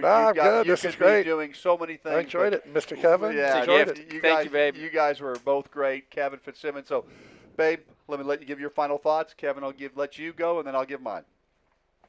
Kevin, start us off. So, as we mentioned, I think the rest of the district here important now. Babe talked about it for the coaching staff. You pick your guys up this week. It's a short week, a Thursday game. You got to come ready at MacArthur next week to play well and to get back on the right track. I think the most important thing after a loss is to get the next win. Yeah, and I don't know how big this will go over with the school and the administration, but I think you just don't have the kids go to school. You just look at film, get in the weight room, and go play next Thursday. Is that not endorsed by we would not, the Jesuit community? Tom Garrison, our principal, would not endorse that. Well, don't tell him. All right. He's going golfing Monday, right? I mean, we heard that. There you go. That's right. But it's part of his job duties, right? It's the Modus Golf Tournament, which I know. I'll just say this. One of my favorite moments, it involves your dad, Kevin. It involves Babe Laufenberg. And, of course, this was all set up, but it went over so well. I do a lot of MC duties around here. Normally I would MC the post-Jesuit golf tournament award ceremony where we gave out the different prizes. And your dad got up there and he said, hey, I'm going to call up our MC for the awards show. And, of course, he's well known to the Jesuit community. And he's a sports broadcaster. And he's saying this. I get up and I start walking up to the front like I think he's introducing me. And as I get to the front, your dad stops and he says, Tom, what are you doing? And I said, I thought you were introducing me. And he says, no, it's the guy behind you, Babe Laufenberg. So I was there. and Babe, who had just done his sports show, his 6 o'clock CBS 11. on CBS 11 at 6 o'clock. He had done it from the Stonebriar Country Club, and then Babe got up and did do a great job emceeing the awards ceremony. It was really funny. People loved it. But let you give your serious final thoughts. But I'm no Tom Walsh. Yeah. No, you know what? I swear I love watching the high school football and watching these kids, and I know how much they put into it. I'm disappointed for the kids. No one likes to lose. Right. But that's the beauty of sports. So you get another one the next week. Yeah, and this is one of those times when I think the Thursday short week. These kids are going to want to get this taste out of their mouth. Right. No one wants to have that defeat, and they can get out there and compete against a team from MacArthur, which I'm hearing from a lot of my sources is much improved from last year. So I think it's going to be a tough one, and we'll look forward, Kevin, to you and Chris Ackles and Tradio and Chris Martinez, Henry Geedy being over there. Carson Long will be back. Hey, thanks to Henry Geedy. Did a great job tonight. I mean, an amazing job. I've known this young man, I don't know, since he was like third grade, second grade. Wow. And his sister and one of my daughter's very close friends were family friends, but Henry did a great job. Thanks to Chris Martinez, who always brings it. Number one, as Kevin said, the most celebrated statistician in sports, and was not on an exotic cruise for one. So that's right. Have him here. It was nice to have him here. Thank you to Kevin Fitzsimmons. Thank you, Tom. I was proud to be his confirmation sponsor back when he was an 8th grader. Wow. And Bishop Lynch Award winner at Jesuit. Just a fine young man. What was your confirmation name, Kevin? Tom. Peter. Huh? Oh, Tom. It was Peter. Okay. But thanks to Kevin. Thank you to Babe Laufenberg. Was Tom one of the disciples? Are you going to try to throw that at us now, too? Yeah, right. But, yeah. Anyway, Peter, Paul, and Tom. Yeah. But thank you to Babe. Thank you, guys. Thank you to Tradio. We hope you'll appreciate what Tradio, the great work they're doing. Nice Let's job. get one last look on the screen of our wonderful sponsors before we say goodbye. I know that we're going to pull them up here in just a moment, and if you see the sponsors on here, please go and thank them for their support of our broadcasts.